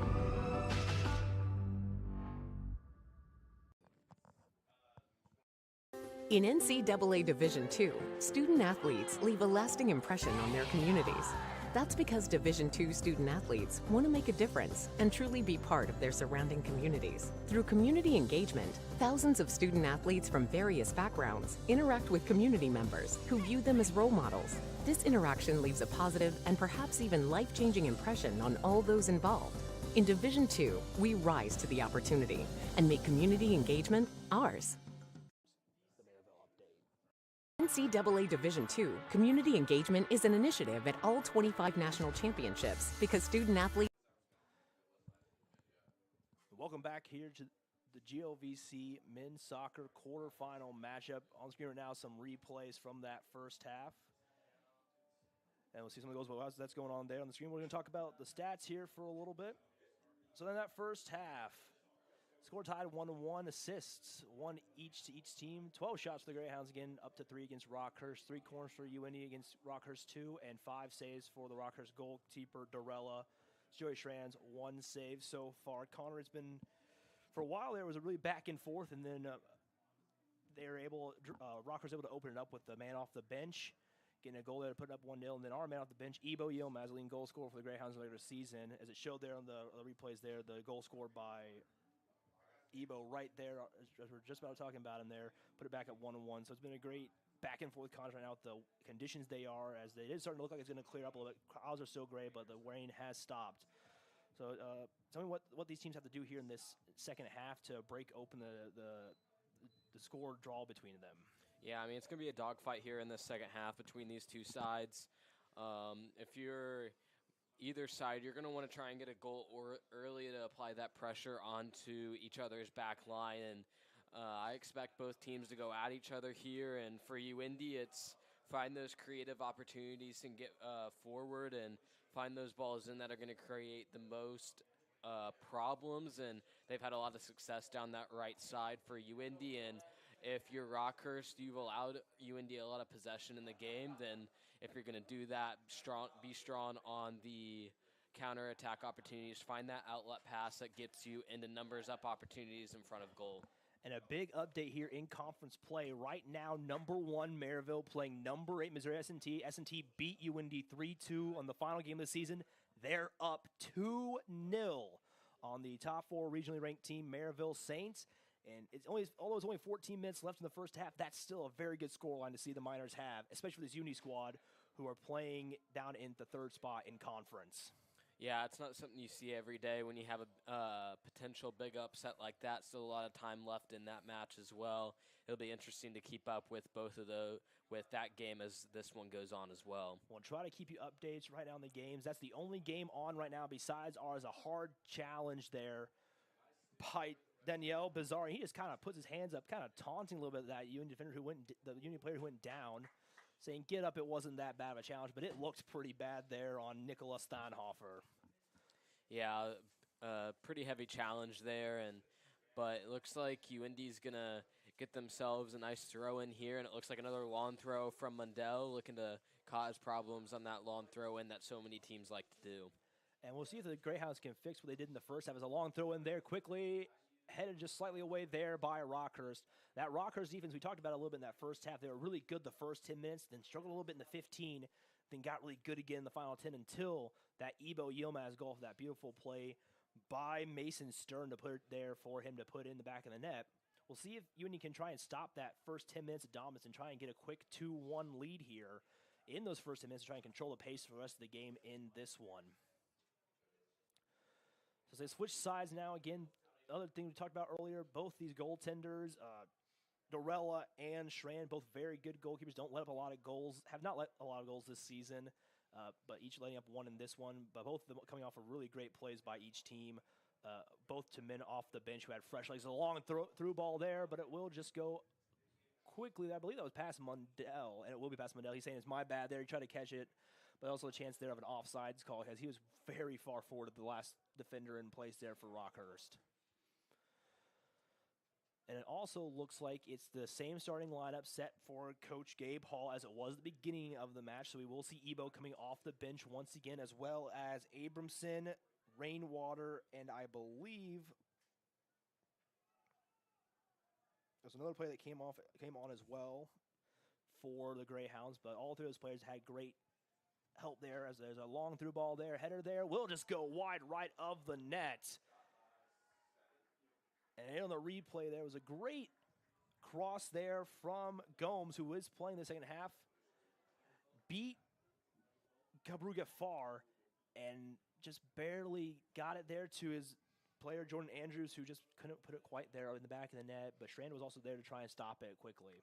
Yeah, we saw in the first half, Rockhurst had an opportunity from a long throw-in to start the match, and they've had another opportunity quickly here in this second half off of a early ball from the right wing into the box, and just being alert there from the forward for Rockhurst, winning that ball and an opportunity where Mundell is going to want to get to that one a bit quicker next time in order to make sure that there isn't a free header open there for the Hawks in the middle of the 18.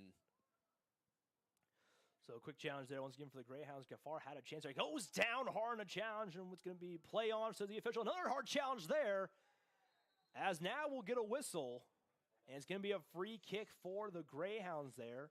The official has let a lot go through. He has let 2 cards come out, both against Rockhurst early on in that first half, but he's let a lot of things go by so far, and it looks like as we continue on this quarterfinal match, it's going to get chippier out there between the 2 teams, and right now it looks like Rockhurst is really trying to bruise up the Greyhounds.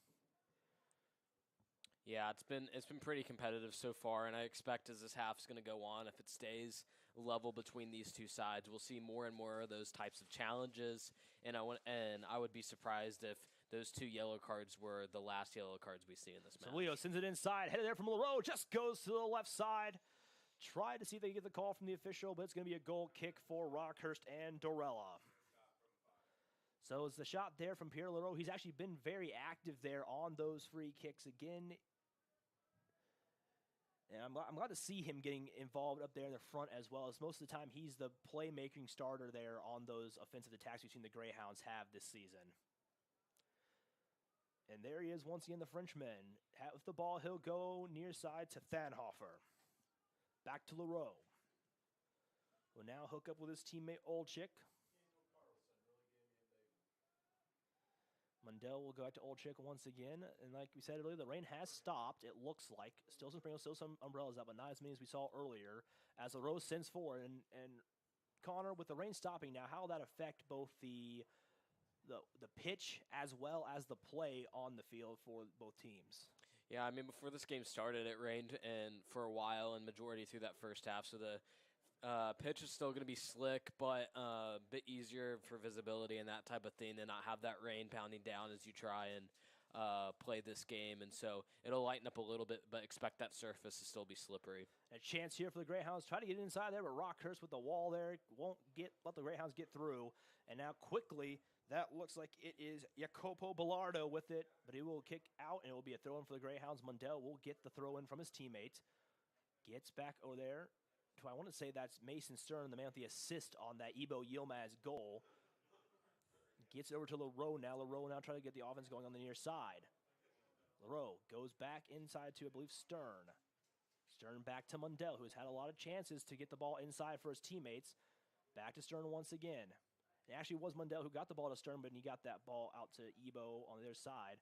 LaRoe with his hands in the air saying, hey, I'm wide open here. Get it over here so we can get going here, and he will finally get it. Ebo now, LaRoe gets it forward now. Gets to, I believe, I want to say it's Jakob David. Nope, correction, that is Brian Moriera. He'll get it back from LaRoe once again. The Greyhounds still trying to build from the back like they've done all season. No change in the plan from Coach Gabe Hall. Sent forward now to Kabru Gafar. Gafar has a chance to get there. He'll just keep it in touch barely, but he won't get it there. It'll go out, and it's going to be a goal kick once again for Rockhurst. But Gafar had a good chance there to put that in a spot for the Greyhounds to try and score again. Yeah, another good opportunity there. Just ran out of real estate there by Gafar and unable to keep that one in play. But it shows that there's opportunities there to be won for the Greyhounds on that right side, and expect them to keep going to that as they got their goal earlier in the match that way. So Gomes once again with the ball now on the near side. Rockhurst having the chance to go on the attack. Loses his footing there just slightly, as we talked about. It might be drying out there, but not quite enough yet. Then Hoffer will pick it up, gets it over to Stern, who now sends it forward. But a bad spot there in the pass, and it'll be wide up in the air. If it was a football game, that'd be 3 points, but it's not. It'll be a goal kick once again for the Greyhounds, I believe, unless they're going to call that a corner. Instead, it went off the head there of the UINDY defender. And that's what they will call there, but still another chance there. It's a bad spot to lose the ball, too, for UINDY in possession there, giving the chance to Rockhurst to try and go up 2-1. But lucky for them, it's just going to be a corner, but still a bad spot here for the Greyhounds to hopefully not let up a goal against the Hawks. Yeah, it's a place where you don't want to give up that ball in your own 18, and great job to be able to rebound from that and get the deflection. So the corner comes inside. We're going to have a whistle here. A rough challenge as Stern and Gianmarco Donini hit heads on that one. As the trainers come out now to check on Marini, he's been very vital for this Rockhurst offense here. He'll get up. Quick hug there between the two. No hard feelings between them. Great play by both of them to try and get to that ball first. And we'll see what the decision is from the official here, as Donini will come off with the trainer for a second, just like Gaffar did earlier in the first half. So we have this stoppage here a little bit, Connor. It's been about close to 10 minutes now in this second half. What do you like so far from the Greyhounds that you think they've changed coming out of the locker room? Yeah, I think the intensity is pretty high right now. They've got a bit of momentum with them since they got that second goal in the match to tie that 1-1, but going to have to get more going forward here, clean up those mistakes that they have started to show in the back, and as this game continues on, mistakes are going to be vital, and you're going to want to make sure that you're playing as clean of a game as you can. So right now, only 10 men each on the pitch as both Stern and Donini came out.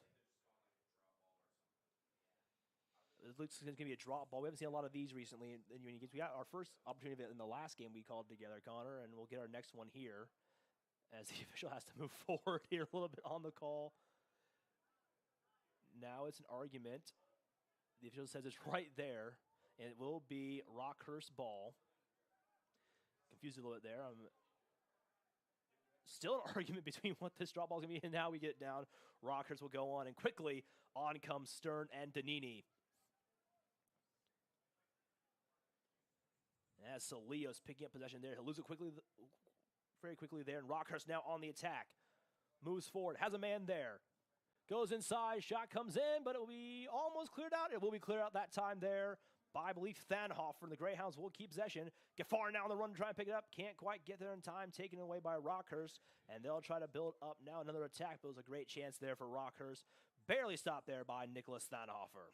Yeah, it was a really good play there by Rockhurst. 1-2 touch to get through that back line of the Greyhounds and just unable to get that shot away that they needed. And Rockhurst still trying to go for another chance now. That's Gomes with it. He beats his man. Gomes sends it inside, but it'll be stopped there by the Greyhounds quickly. And now the Greyhounds have possession, but now have to try and clear it out of their own zone. Goes back to Joey Schran, who does have a boot on him, but he won't use it. And this situation quickly goes out to, I believe, that is Old Chick. And now Rockhurst will back off just a little bit on the UINDY players, but still keeping close. Old Chick now sends it forward to Mundell. And now the game of back and forth between the four defenders for the Greyhounds will begin. Thanhofer now gets on the near side. Now he sends a through pass. He was looking there for Jakob David.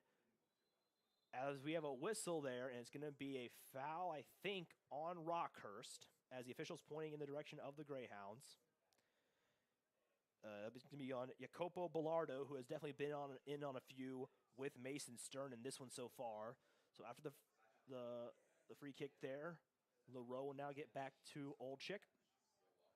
And the buildup begins once again. Leroux goes to Stern, who now will take the spot of Thanhofer.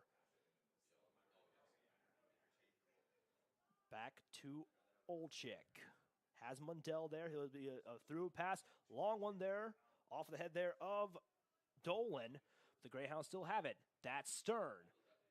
He'll get over to his teammate. That's Moriera, the goal scorer from the last time these two teams played. Now a battle for the ball once again. Gaffar tries to get there in time to stop Jacopo Bellardo. As it sends forward, Old Chick will collect that one. Goes back to Mundell. Mundell now tries to go forward to, I believe, Jakob David there. Loses it for a second, but great play there by Mundell to get it back for the Greyhounds. And now that's being collected by Thanhofer as it comes back to the near side of the pitch. Thanhofer will give a little ground for Leroux. And again, the building begins. Yeah, Rockhurst just allowing the Greyhounds to have possession here. As you can tell, they're kind of waiting on that 50-yard line there at midfield for Rockhurst, and just inviting the Greyhounds to come in here and try and get something moving forward on the attacking side of things, but the Greyhounds unable to do so, and it just resulted in another goal kick for Rockhurst. Yeah, they tried to get to Kabru Gaffar there, who had a bit of a run there, but the ball was hit just a little bit too hard. He couldn't quite catch up with it. And it'll be a goal kick for Rockhurst, and we'll still be going here. The UINDY bench was asking for a handball. As the ball goes out, it's going to be a throw-in for Rockhurst. As another hawk down on the pitch after a hard challenge by the Greyhounds. It looks like that is Parker Esperanza, the captain of the team. It looks like it's going to be a foul on the Greyhounds. Start here again by Brendan Dolan, and Rockhurst will now begin their own chance of building up an attack. Long through all there, stopped by Mason Stern. Now Mundell will pick it up, has two Hawks there. Tries to go to the middle there, then kicks it right to a Rockhurst defender. But as one goes one way, the other goes the other, and call there as the ball looked like a tiny that went off the hand there of Parker Esperanza. So a handball call there. Greyhounds will get it. And again, Rockhurst will let the Greyhounds possess the ball, win a possession battle, but still only tied 1-1. And that's something you can see a lot in games, is where one team might dominate possession but might not have all the goals in the contest just by the play and the luck of some of the teams in the counterattack. Thanhofer goes back to Stern. Stern covered by one Hawk, and now goes over to Olczyk. Olczyk now will move across the 50. Gets over to Mundell off of Salios. Mundell goes forward. Can't quite get past the Rockhurst defender, but Stern's there to collect it. Long kick again to Leroux. Now the Greyhounds will move up across midfield and will stay across midfield. Thanhofer moves to the side. Goes down there. That was Ward. Play on as a rough but advantage to the Greyhounds. As Gaffar tries to beat his man. Gaffar gets there in time, but it goes off the Rockhurst defender. I think it's going to be a corner. And it will be a corner for the Greyhounds, their first of this half, I believe. And another chance here for the Greyhounds to try and go up 2-1. Yeah, another great ball by Mason Stern. He's been the one here today for UINDY being able to play that creative ball through that back line. Found a channel there to find Gaffar and able to win his side of corner. So now Salios takes the corner high in the air, but it's just a bit too far. Goes off the head there. And it's going to be a goal kick for Rockhurst, as the official set. The line judge over there says that it went off a UINDY player last. The 50-50 ball there on that one, where both of them had a chance to go off the head there, but it will be Dorella picking up the goal kick. And it looks like Rockhurst will back everyone up, and Dorella's going to boot this one.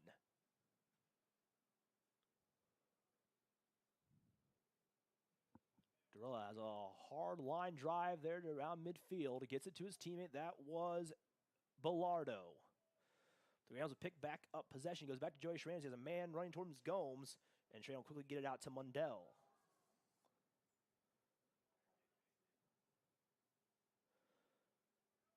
Bad loss on the UINDY side of the ball, but Brugafar will pick it back up after a nice challenge by the Greyhounds.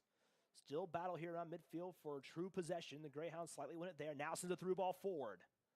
Off the head there, the Rockhurst defender is a battle once again, this time on Rockhurst's side of the pitch. And it came back to Dorella, and Dorella will boot it back out towards midfield.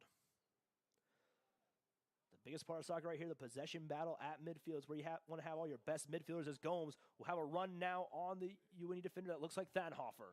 Gomes has to beat Thanhofer to look for it across. He can't quite get around him, but this time we'll get on. Gets him there on the turnaround. Gomes and Thanhofer still battling. It's kicked out, and it's going to be a corner for Rockhurst. Great defensive play there by Nicholas Thanhofer. Yeah, that whole play, that started there by Rockhurst with that through ball played by the fullback. It was a fantastic ball to get that runner and an opportunity to score here for Rockhurst, as it looks like the rain's starting to come back again. So might be another big opportunity here to test the goalkeeper and Strand. So Bellardo with the corner again, high in the air. It will go over everyone's head. But it's going to be a goal kick anyway for Joey Schramm, as there was a foul committed there again in the scrum. Sub coming on still with his penny on. That looks like it's the return of Jeremiah Musa, who has had some great play, great footwork for the Rockhurst Hawks. A big part of many of the plays, especially some chances they had late on in that first half. Musa was there on all of them. So now Leroux again will send it forward to Thanhofer. Thanhofer looks for options. Almost loses it there, but has to turn around. Leroux Now goes over to Olczyk. Olczyk now sends it forward, looking for Gaffar. He has Gaffar. Gaffar on a run now. Gaffar has a chance. Kabru Gaffar takes the shot off of Donella there, and it will go out, and it will be Rockhurst retaining possession, but a great chance there by Kabru Gaffar. Just not quite beating Dorella on that one. Yeah, it was a great ball and a great job by Gaffar to be able to let that ball run right past him there, using his speed to his advantage and a good shot opportunity. And as we were able to see there, Dorella unable to hold on to that one, and the Greyhounds continuing to pile more men forward looking for that go-ahead goal. And it was a great chance there. Finally, Kabru was able to connect on that as we go back to the replay there. Kabru finally getting to connect on that one. Looks like he had a little bit of a stumble there trying to set his foot up there for that shot, and was unable quite to get to the left side there of Dorella. But Gaffar looking like he's got a chance here to possibly score a goal and open this one up. He's had plenty of them. He's finally got that first connection there in that through pass, and with how well that went, we might see it happen again, this time maybe between Mundell and Gaffar, as that is where Mundell is at currently, and he's been the big playmaker so far, getting the ball into the attacking third for UINDY. As it looks like we're going to have a quick wipe down of the ball, as Connor said, the rain coming back down slightly here. Score update from Maryville. It's still 2-0 in favor of S&T at the half. And again, we talked about earlier, that would be a big upset, both regionally, conference, and nationally, as Maryville sits 4 right now in the regional rankings and are, I believe, ranked in the national rankings coaches poll as well. UINDY, as we talked about early in the game, they are ranked 5th right now in the super region rankings, looking to have a chance at making it to the national tournament, where they have played well. Long through ball again, this time looking for Seth Ward. Ward gets around one. Ward has a chance, but he loses it there, and Dorella will pick it up once again. Another great through pass there. Ward tried to go for it, and Dorella just stretches out right in front of his. Ward wasn't quite able to connect with it. Again, here in the replay, it got right over the defender's head, and Ward just couldn't quite catch that one. Went to pick it up, and it was quickly scooped up there by Dorella. Yeah, Olczyk with a fantastic ball and a really good touch by Seth Ward, just the surface, taking that ball a little bit too far for him, and Dorella being alert for that one. And Greyhounds continuing to create opportunities and test that goalkeeper in Dorella and expect more of that. And a great ball once again from Olczyk. And Dorella right now on the pitch, pulling out a hockey reference here, which, again, too in sports, but he's looking a lot like Marc-Andre Fleury right now with those fantastic artistic saves. For those who have watched hockey for years, you'll know who I'm talking about. For those else, I'm sorry I brought that one up, but it's been a great game so far for Dorella, only letting the one goal, having lots of shots against him right now, while Schramm's defense has kept him pretty clean all contest. As once again, the battle at midfield, now the Rockhurst Hawks have a chance. A nice sliding tackle there as the player jumped over. No call there. And Schramm will just pick it up, and Rockhurst thought they had a chance there, but that was a very clean tackle there by the UINDY defender, and it looked like the Rockhurst attacker just kind of leapt over him a little bit, then went down. As the road now has it, he'll go over to Olczyk, and the build-up begins again. Olczyk, another great through pass, looking for a man downfield. Looks like Salios, he can't quite get there in time. He'll keep it in touch, though. Salios battles with his defender. Salios goes down hard. It's going to be a whistle there. Not in the box, so no chance for a PK there, but it will be a great attacking spot for a free kick for the Greyhounds. Yeah, if you're Musa here, Salios did a really good job of keeping that ball in play, but he's not going anywhere in that moment. So the last thing you need to do is foul him and give the Greyhounds an even better opportunity from a free kick, and that's what he's done. So it's going to be, I thought there was a wall there, just one man now ahead of the ball. It's really close in the attacking zone here for the Greyhounds. A great chance to go up 2-1 with 25-22 to play here in the contest. There is overtime. If we get to past the double overtime, it will go into penalty kicks here in GLVC conference play. Something to keep in mind. If we say tie, the shot goes in, headed away there by Rockhurst. And now they'll try and pick it up, but still in the attacking zone. As Musa loses it there for a second. That's going to be Seth Ward. Ward or Morier there. It will be kicked out, and it's going to be another UINDY corner. Yeah, the Greyhounds alert there, being able to capitalize off of the mistake by Musa, and Musa's going to want to have that clearance back, as that's an opportunity where you're just going to want to be able to get at least something on it to relieve any pressure or danger that might occur, and unable to do so, and it's another corner for UINDY. So on comes Connor Blintlinger, the forward senior from Harrisonville, Missouri, for the Hawks. And on in this crucial corner, it's Ibo Yilmaz, the man who tied the game up for the Greyhounds, the leading goal scorer for Indy. As the corner comes inside, curves a little bit, header there, will go over the crossbar. But it looks like it might be another corner for the Greyhounds. Yeah, it looks like Mundell on the header there as it went off of the deflected off the head of the Rockhurst defender, and it's another corner, another opportunity, and all these opportunities from a corner, you're going to want to capitalize on one of these as you near the final 20 minutes. Now this time, Salios going into the win with this corner attempt. Header there, goes over the net once again as one of the UINDY players gets caught in the net, and we're going to have another corner, I believe.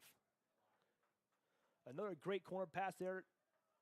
I believe it was punched away there by the goalkeeper, Dorella. We look at the replay here. But again, just right over the top of the crossbar. So Celios will get another chance here on the other side, this time with the wind. Kick comes inside once again for the third offering. This time it will not go over the crossbar and will pop out. And Rockhurst are trying to go on the counterattack quickly. Ball sent forward, lost quickly by the Rockhurst defender. We kicked over by Old Chick to Schran, and Schran will boot it forward to around midfield. Gaffar will head it back. Gets it over to, I believe, Caleb Mundell. Mundell in the foot race gets hit there, goes out, and it's going to be a throw-in for the Greyhounds by Mundell again, deep into Rockhurst territory. But this time, instead of Mundell throwing it in, it's going to be Thanhofer. Thanhofer throws it back over to his teammate, Jakob David. He hasn't said his name a lot, but David always good for either a goal or an assist in these contests, especially when he gets wide open space. Stern sent forward to Ebo. Ebo gets over to Mundell, but it will roll out. It's going to be a throw-in for Rockhurst with 23:35 left to play in this regulation time. But all three of those corners from Celios, all great balls getting in there, just couldn't quite connect on all three of them for the Greyhounds. So Musa there will header it away. The Greyhounds will sweep it up. Leroux picks it up there, has to send it forward. Gets it over there to Ward, tries to get over to Kabru Gaffar. Now it's a foot race, won by the Greyhounds. Ball comes in, lost there, but the player goes down. No whistle there. And it looks like that was Mundell who went down on that challenge.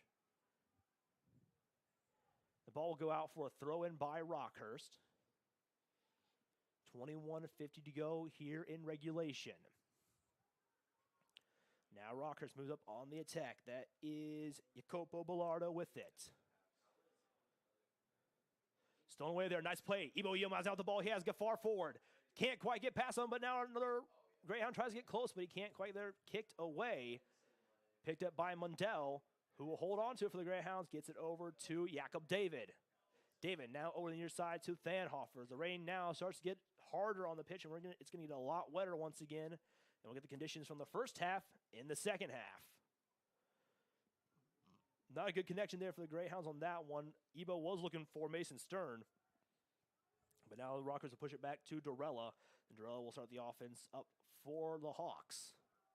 Yeah, neither team really able to settle in possession here. And both sides looking to just going to need to settle down here and get themselves back on the front foot, as it looks like UINDY's looking to do so. Thanhofer goes down, ball goes out, and it's going to be a goal kick for Rockhurst here. Thanhofer was looking for the call, but the ref was having none of it like he's had most of the game. As a sub comes on for Rockhurst once again, it is Jake Muckerman, another new face for the Hawks coming on, the defender from Overland Park, Kansas, the freshman, coming in to put some new blood out there. It looks like he's going to take the place of... It looks like Jeremiah Musa. As well as a sub possibly coming on for the Greyhounds, it'll be the return of August Abramson. When he gets a chance to come on, and two more subs coming on for Rockhurst. It looks like that'll be Kripp, and I want to say the Cavioli coming on for Rockhurst when they have a chance to sub in, and they will get the chance here as Abramson comes in. And then again, Cripps and the Cavioli. Rockhurst substitution. Cavoli. 16, Kalen Cripe. And number 18, Chris Lacavoli. Another throw in here. Ebo drops back. Cross comes in. Looking for Gaffar. It's headed away there by Rockhurst, but it will be a foul on Bellardo. And it's going to. That time it's going to be. I thought it was Bellardo. We had another words, but it's another free kick in a dangerous spot for UIND. And Salios will take it. He'll have to drop back just a little bit into the right spot, as the line judge had to come over to confirm the positioning of that one. And he gets, it looks like Muckerman in the right spot for the one-man wall. Another chance here as the rain continues to pour down now. Salios sends it in. Headed away there by Rockhurst. But UIND keeps possession. Stern goes to the far side, looks for a chance to cross it in. Goes off of the Rockhurst defender and is going to stay in touch. But UIND will quickly recollect it. Now cross in and looking for Kabru Gaffar. Saved there by Durrell, and he'll keep a hold of it as he ran right into Leroux.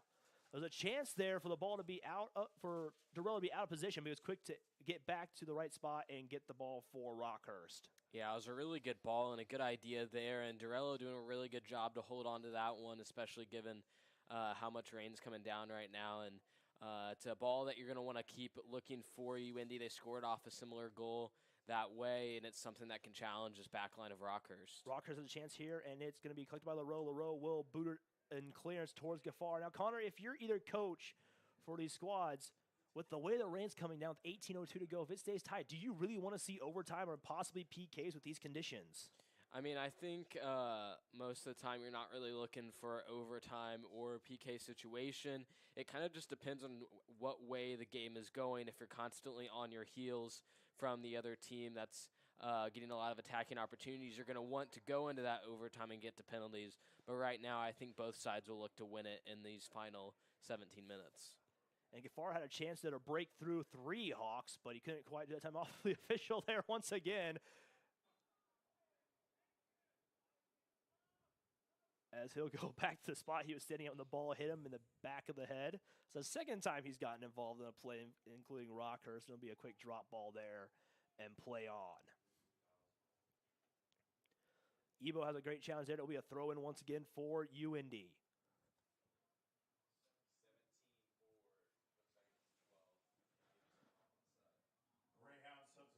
So Greyhound sub in, Rainwater in. As a we also possibly see, I see Thomas, I see Brian Morier with the penny on right now. Looks like he might come in later on for the Greyhounds as well. It'd be great to have him back on the pitch for the Greyhounds, as he's a definite play starter and a chance for a goal every time he touches the ball.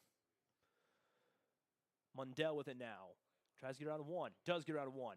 Moves forward, gets over another one, leaps over him like a running back for the Greyhounds. Sends it forward, and it's going to be kicked out. It's going to be a corner for UIND. Great play there once again by Mundell, having to hurdle a man to keep the ball in play.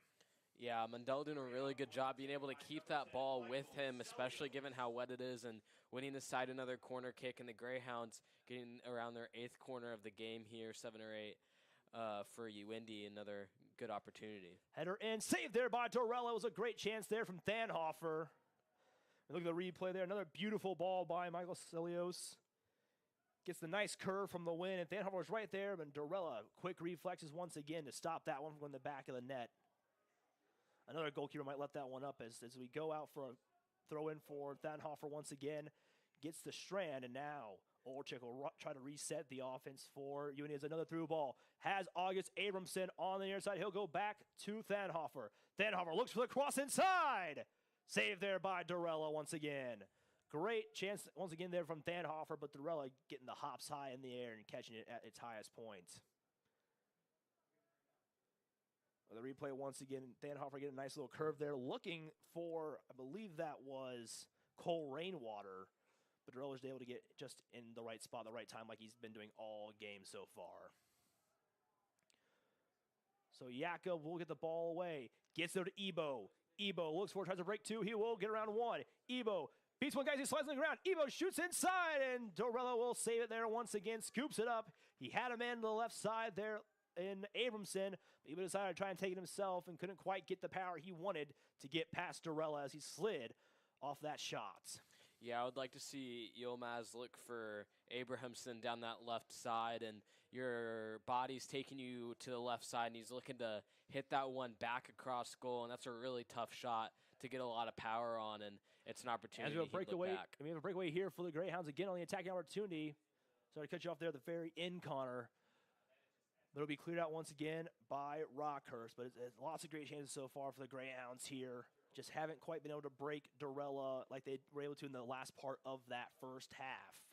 Yeah, the back line for Rockhurst standing strong right now, and a lot of pressure from UINDY, and it shows on the stat sheet as well. And but on the score line, it's still a deadlock at the moment, and both sides are going to have to figure out what's going to be the next step forward and looking for that winning goal. An update now again from Maryville, still 2-0 Missouri S&T, 42:51 to play in the second half. The games at Lewis and Drury have not started yet. The Lewis one will be the next one to start at 4:25 Eastern Time. Drury's won't start till 6:55 Eastern Time, so definitely games you can catch on the GLVC Sports Network later on today to keep up the soccer fix. So we have a chance here for the Greyhounds once again. I want to say that's Mundell again, gets around one. Mundell has a chance, sends a cross in. Kicked away there quickly by Rockhurst. There's a foot race for the ball, won by UINDY. Abramson tries to get around two. Has to kick back out to Thanhofer, who had just overcorrected there a little bit. Was able to get back quickly to pick up the ball for the Greyhounds as Moriera will prepare to come on as a sub for UINDY. Leroux will send forward now to Jakob David. Now to Solios. Mundell gets inside, sends the cross in. Off the head there, looking for Rainwater again, but Mundell will get it back one more time. Greyhounds really stepping up the offense here in the rainy conditions. Stern now goes left side over to Thanhofer. Thanhofer sends the cross in, high in the air, just saved there by Dorella, and he almost backed into his own goal to give an own goal there. Yeah, really good job by Dorella to be able to watch that one all the way, as it looked like it might get over his head, but does a really good job to hold on to that one. He almost walked himself back into a goal, which would have been a problem for him as well, as it would end up being an own goal against Dorella. But the Greyhounds once again on the attack. Rainwater with it, sends it inside. Dorella saves once again. And the Greyhounds are going to ramp up the offense here. Another great chance there, this time by Rainwater. Sends it in, not quite enough power there again as it's skipping off the turf. And Dorella is easy enough to save that one.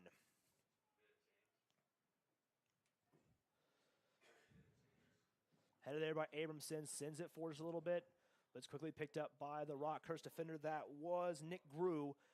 Still in play, Thanhofer in a battle, but there will be a whistle there. There's going to be a foul on Thanhofer, and it'll be a free kick for Rockhurst with 11:30 to play.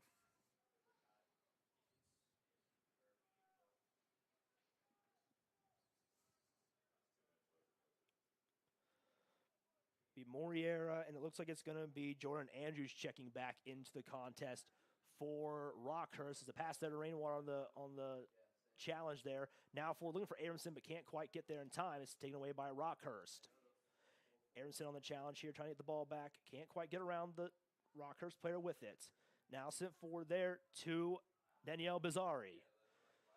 Bizzari gets around one, gets it to his teammate, who has a chance now. Sent for Bizzari, kicked away quickly there by Olczyk. Picked up by Jakob David. David now goes back to Mundell.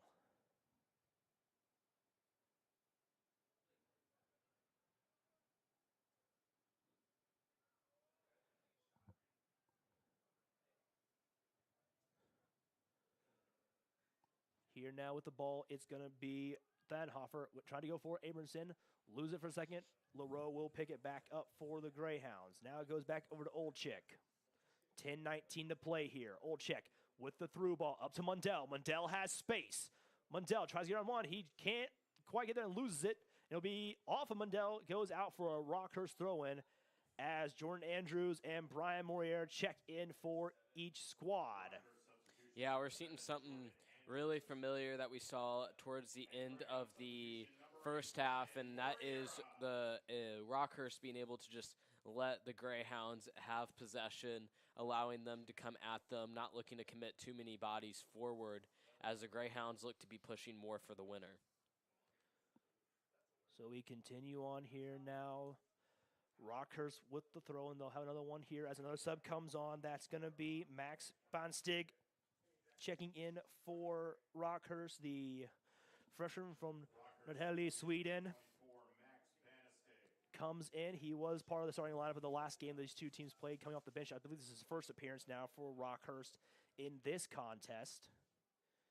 It's going to be another throw in for Rockhurst. Long throw here.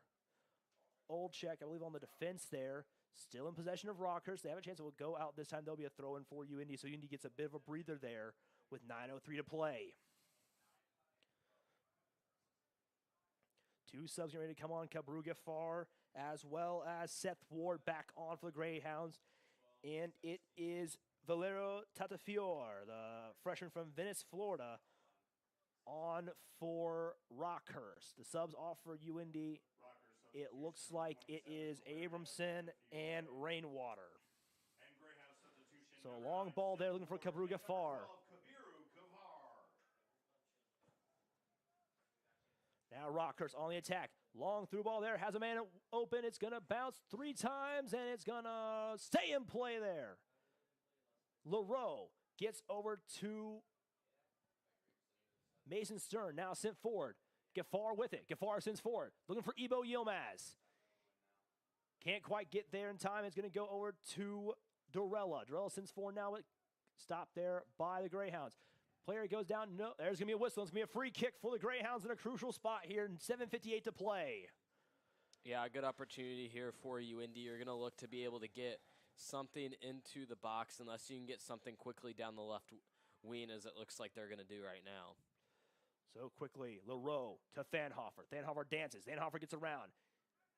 Goes out of touch. It's going to be a throw in for UINDY. Long throw back to LaRoe. 7:34 to play in the game. Each team looking for that one to open it up. Now, in the last game these two teams played, it was that man who just had the ball, Brian Morier, scoring the game winner in the 85th minute. We are about to that point where he scored that goal, and UINDY once again in a chance to attack. It's going to be a throw-in for Rockhurst this time. But can the story change this time for Rockhurst if they might get the goal in the 85th minute and stop the Greyhounds from advancing in this GLVC tournament? Rough play there. Whistle is going to be a free kick, I believe, for Rockhurst once again. Under 7 to play now. Free kick this time taken by Max Bonstig.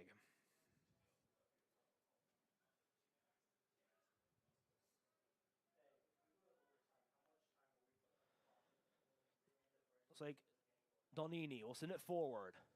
Off the shoulder. Rockhurst has a chance here to go for a goal. Stopped there by the Greyhounds. Great play defensively for UINDY. It looked like that was Thanhofer. Jakob David now goes left side over, right side to Old Chick. Warrior now trying to challenge for the ball. Can't quite get past the Rockhurst player there. The Cavoli goes out. It's going to be a throw in for UINDY. 6:06 to play here in regulation. Thanhofer goes back to LaRoe. Over to Olchik. Olchik moves forward. Now goes all the way forward looking for Ivo Yilmaz. Yilmaz trying to get over there for Gafar. Can't quite get past the Rockhurst defender that time. Off the knee. Rockhurst will pick it up. Now has an attacking opportunity here. That looks like it is Bellardo with it. Gafar on the challenge there. Now goes back. That is Banstig. Now over to Le Cavoli. Banstig tries to get back to Le Cavoli. No good. Stop there by the grounds, but a quick bounce off. Now, UINDY has possession once again. Ward goes over to Gafar, who's moved back in defense. Gafar moves forward looking for Ebo. Kicked back away. Collected there by Stern. Now moves forward. Has Ebo. Ebo has a chance to go forward. Ebo defended by 1. Gets around 2, but can't quite keep a hold of it. It's getting kicked out for maybe a throw-in for UINDY, and it will be a throw-in for UINDY, but a great chance there by Ibo Yilmaz trying to collect it, but didn't have the speed to get past all three Rockhurst defenders. Yeah, really good job by the left back for Rockhurst, being able to get back there and snuff out any danger that was arising from Ibo, because if he's not getting back there, Yilmaz is having a shot on target. A chance here, that's going to be Morier. Morier goes cross inside, falling on the ground. That's a header there for Rockhurst to give them possession back. Rockhurst will still hold on to it here. UINDY has to step back just a little bit to stop the Rockhurst counterattack. Gaffar let that roll out. It's going to be a throw-in for the Greyhounds. 4:22 to play here in regulation. We're past the 85th minute. Olczyk now goes to his left to Leroux. Leroux goes forward for Thanhofer. Stern back to Thanhofer once again. Drops back to Leroux. The build begins here on the left side once again. Olczyk now on the far side will receive. Has a bit of space in front of him. Long through pass. Looking for Kabru Gaffar. Gaffar picks it up for the Greyhounds. Has two. Goes back to Mundell. Mundell crosses in to Ibo. Ibo shot just over the crossbar there for the Greyhounds. It's a goal kick for Rockhurst.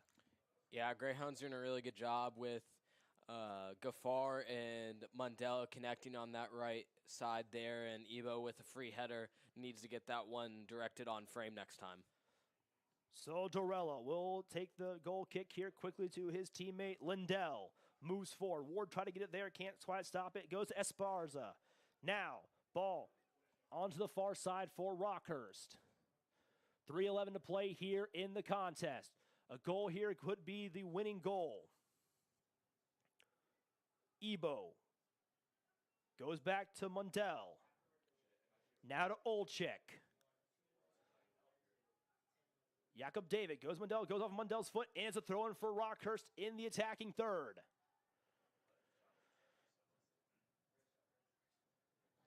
This is a big opportunity here for both teams. 2:42 to play in regulation. It's going to be a long throw-in, I believe, for Rockhurst.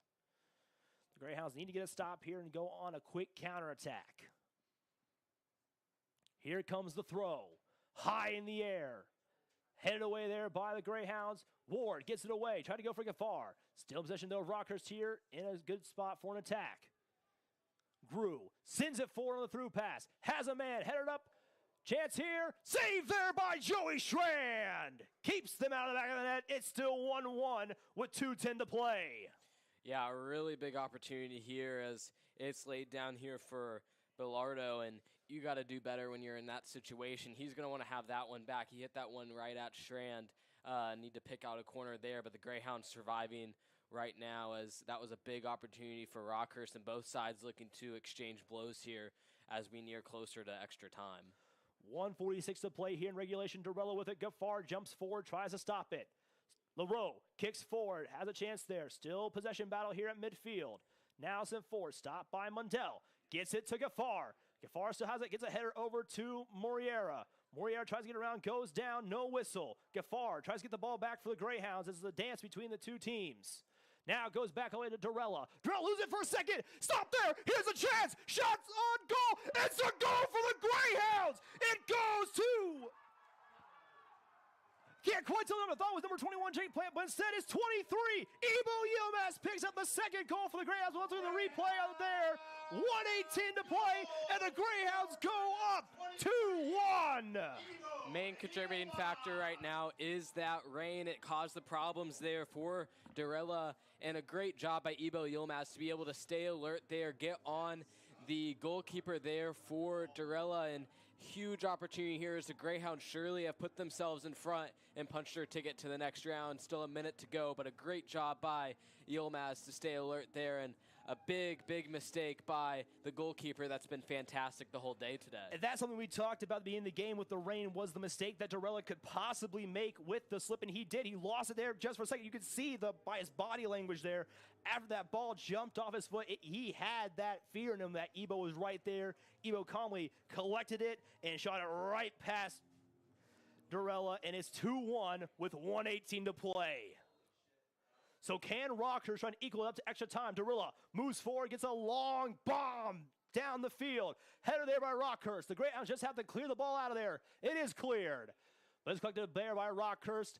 Goes back to Dorella, 1:04 to play. Dorella looks for another option, looks to boot it again. He does. Boots it up to the middle. Header there away by the Greyhounds. But a Rockhurst defender there to collect it. Another header there. The battle continues on. The Greyhounds pick it up and will kick it forward and kicks it way forward. Ebo's there trying to collect it, but it goes back to Dorella. 44 seconds to play. Dorella, header once again. Now the Greyhounds have a chance to go high in the score. Dorella puts it high in the air and he'll collect it. Almost went over his head on another mistake there by the goalkeeper. Another kick high in the air once again. Still a battle. 27 seconds. Player goes down. It's a free kick for UINDY on the foul there. Yeah, if you're Rockhurst in this situation, you cannot foul the defender of the Greyhounds. That just continues to allow time to tick off this clock here as the Greyhounds can virtually just kick this one away as clock's going to wind down. 10 seconds, Gaffar trying to get around. Lost it there for a second. 5 seconds, but it's going to be stopped by the Greyhounds. And UINDY will defeat Rockhurst once again and move on to the GLVC semifinals to take on the winner of Lewis, I believe, Truman State. A quick update, it's still 2-0 S&T against Maryville, so there is still a slight chance that the Greyhounds could host come this weekend, but we still have a lot of games left to play today. But again, a great game and a great brace for Ebo Yilmaz coming off the bench to give the Greyhounds this victory. Yeah, the Greyhounds doing exactly what they needed to, and just being that situation there with the conditions and everything going on, the team that committed the least amount of errors, and that was the Greyhounds in this match, and a great job by them. Another comeback, come from behind victory for UINDY. Ebo Yilmaz continuing to up his tally now to 9 goals, and he's definitely that star for the team up front as he's continuing this hot streak that he has going on right now, and expect him to be a pivotal player for the rest of this tournament. So again, 2-1 victory for the Greyhounds. 2 assists, also 1 goal. 22 shots for the Greyhounds against Rockhurst. So UINDY definitely pushing the offense against Rockhurst. 12 of those shots were on goal compared to the 3 shots on goal for Rockhurst. 8 corners for the Greyhounds, 4 for Rockhurst. 2 yellow cards went to the Hawks, and they end up with 15 fouls in that contest, 12 to UINDY, who also had an offsides called on them earlier. 10 saves for Andrea Dorella. Only 2 for Joey Schramm, but most of that being chalked up to the great defensive play of the Greyhounds in the back. Dorella faced 22 shots to Dorella's 6. So again, the defense coming in clutch, helping Joey Schramm out of a couple situations. There was that one early in the second half. We thought that he wasn't going to get there in time. There was a great defender there to stop it. Connor, real quick, player of the game. I think I know who you're going to give it to. Yeah, I mean, I think you can't give it to anybody else but Ebo Yilmaz, who had a fantastic game here today, getting himself a brace and getting on the score sheet as he's done so this season. And like I said earlier, just a few minutes ago, you got to expect him to be somebody that's going to be scouted out by their next opponent, either if it's Lewis, if it's Truman State, and that game will have big implications on who gets to host. If I'm correct, that if Lewis wins that match, they get to host. But if Truman State pulls off that upset, we could be back here at Key Stadium. So it all depends on who finishes with the highest seed after these quarterfinals. With Maryville currently down to S&T with 31:06 to play, if Maryville loses, the next highest seed would be Lewis. If Lewis ends up losing to Truman State, who they only beat by 3 goals in their last game in a 3-0 win, so Truman State has a chance, then UINDY might have a chance to host this Friday for the semifinals and finals of the GLVC tournament, but we will see about that when the games conclude. That Lewis game will be starting here in about 10 minutes. Actually, it says it started right now. We'll quickly jump in here if we get a chance to see. Not quite yet, but that Lewis game is important. Again, in the Drury State game, the 4th place, 5th place game between Drury and Illinois Springfield will be on later at 6:55. So if you want to see about what's going to happen in these games, go check them out right now on the GLVC Sports Network.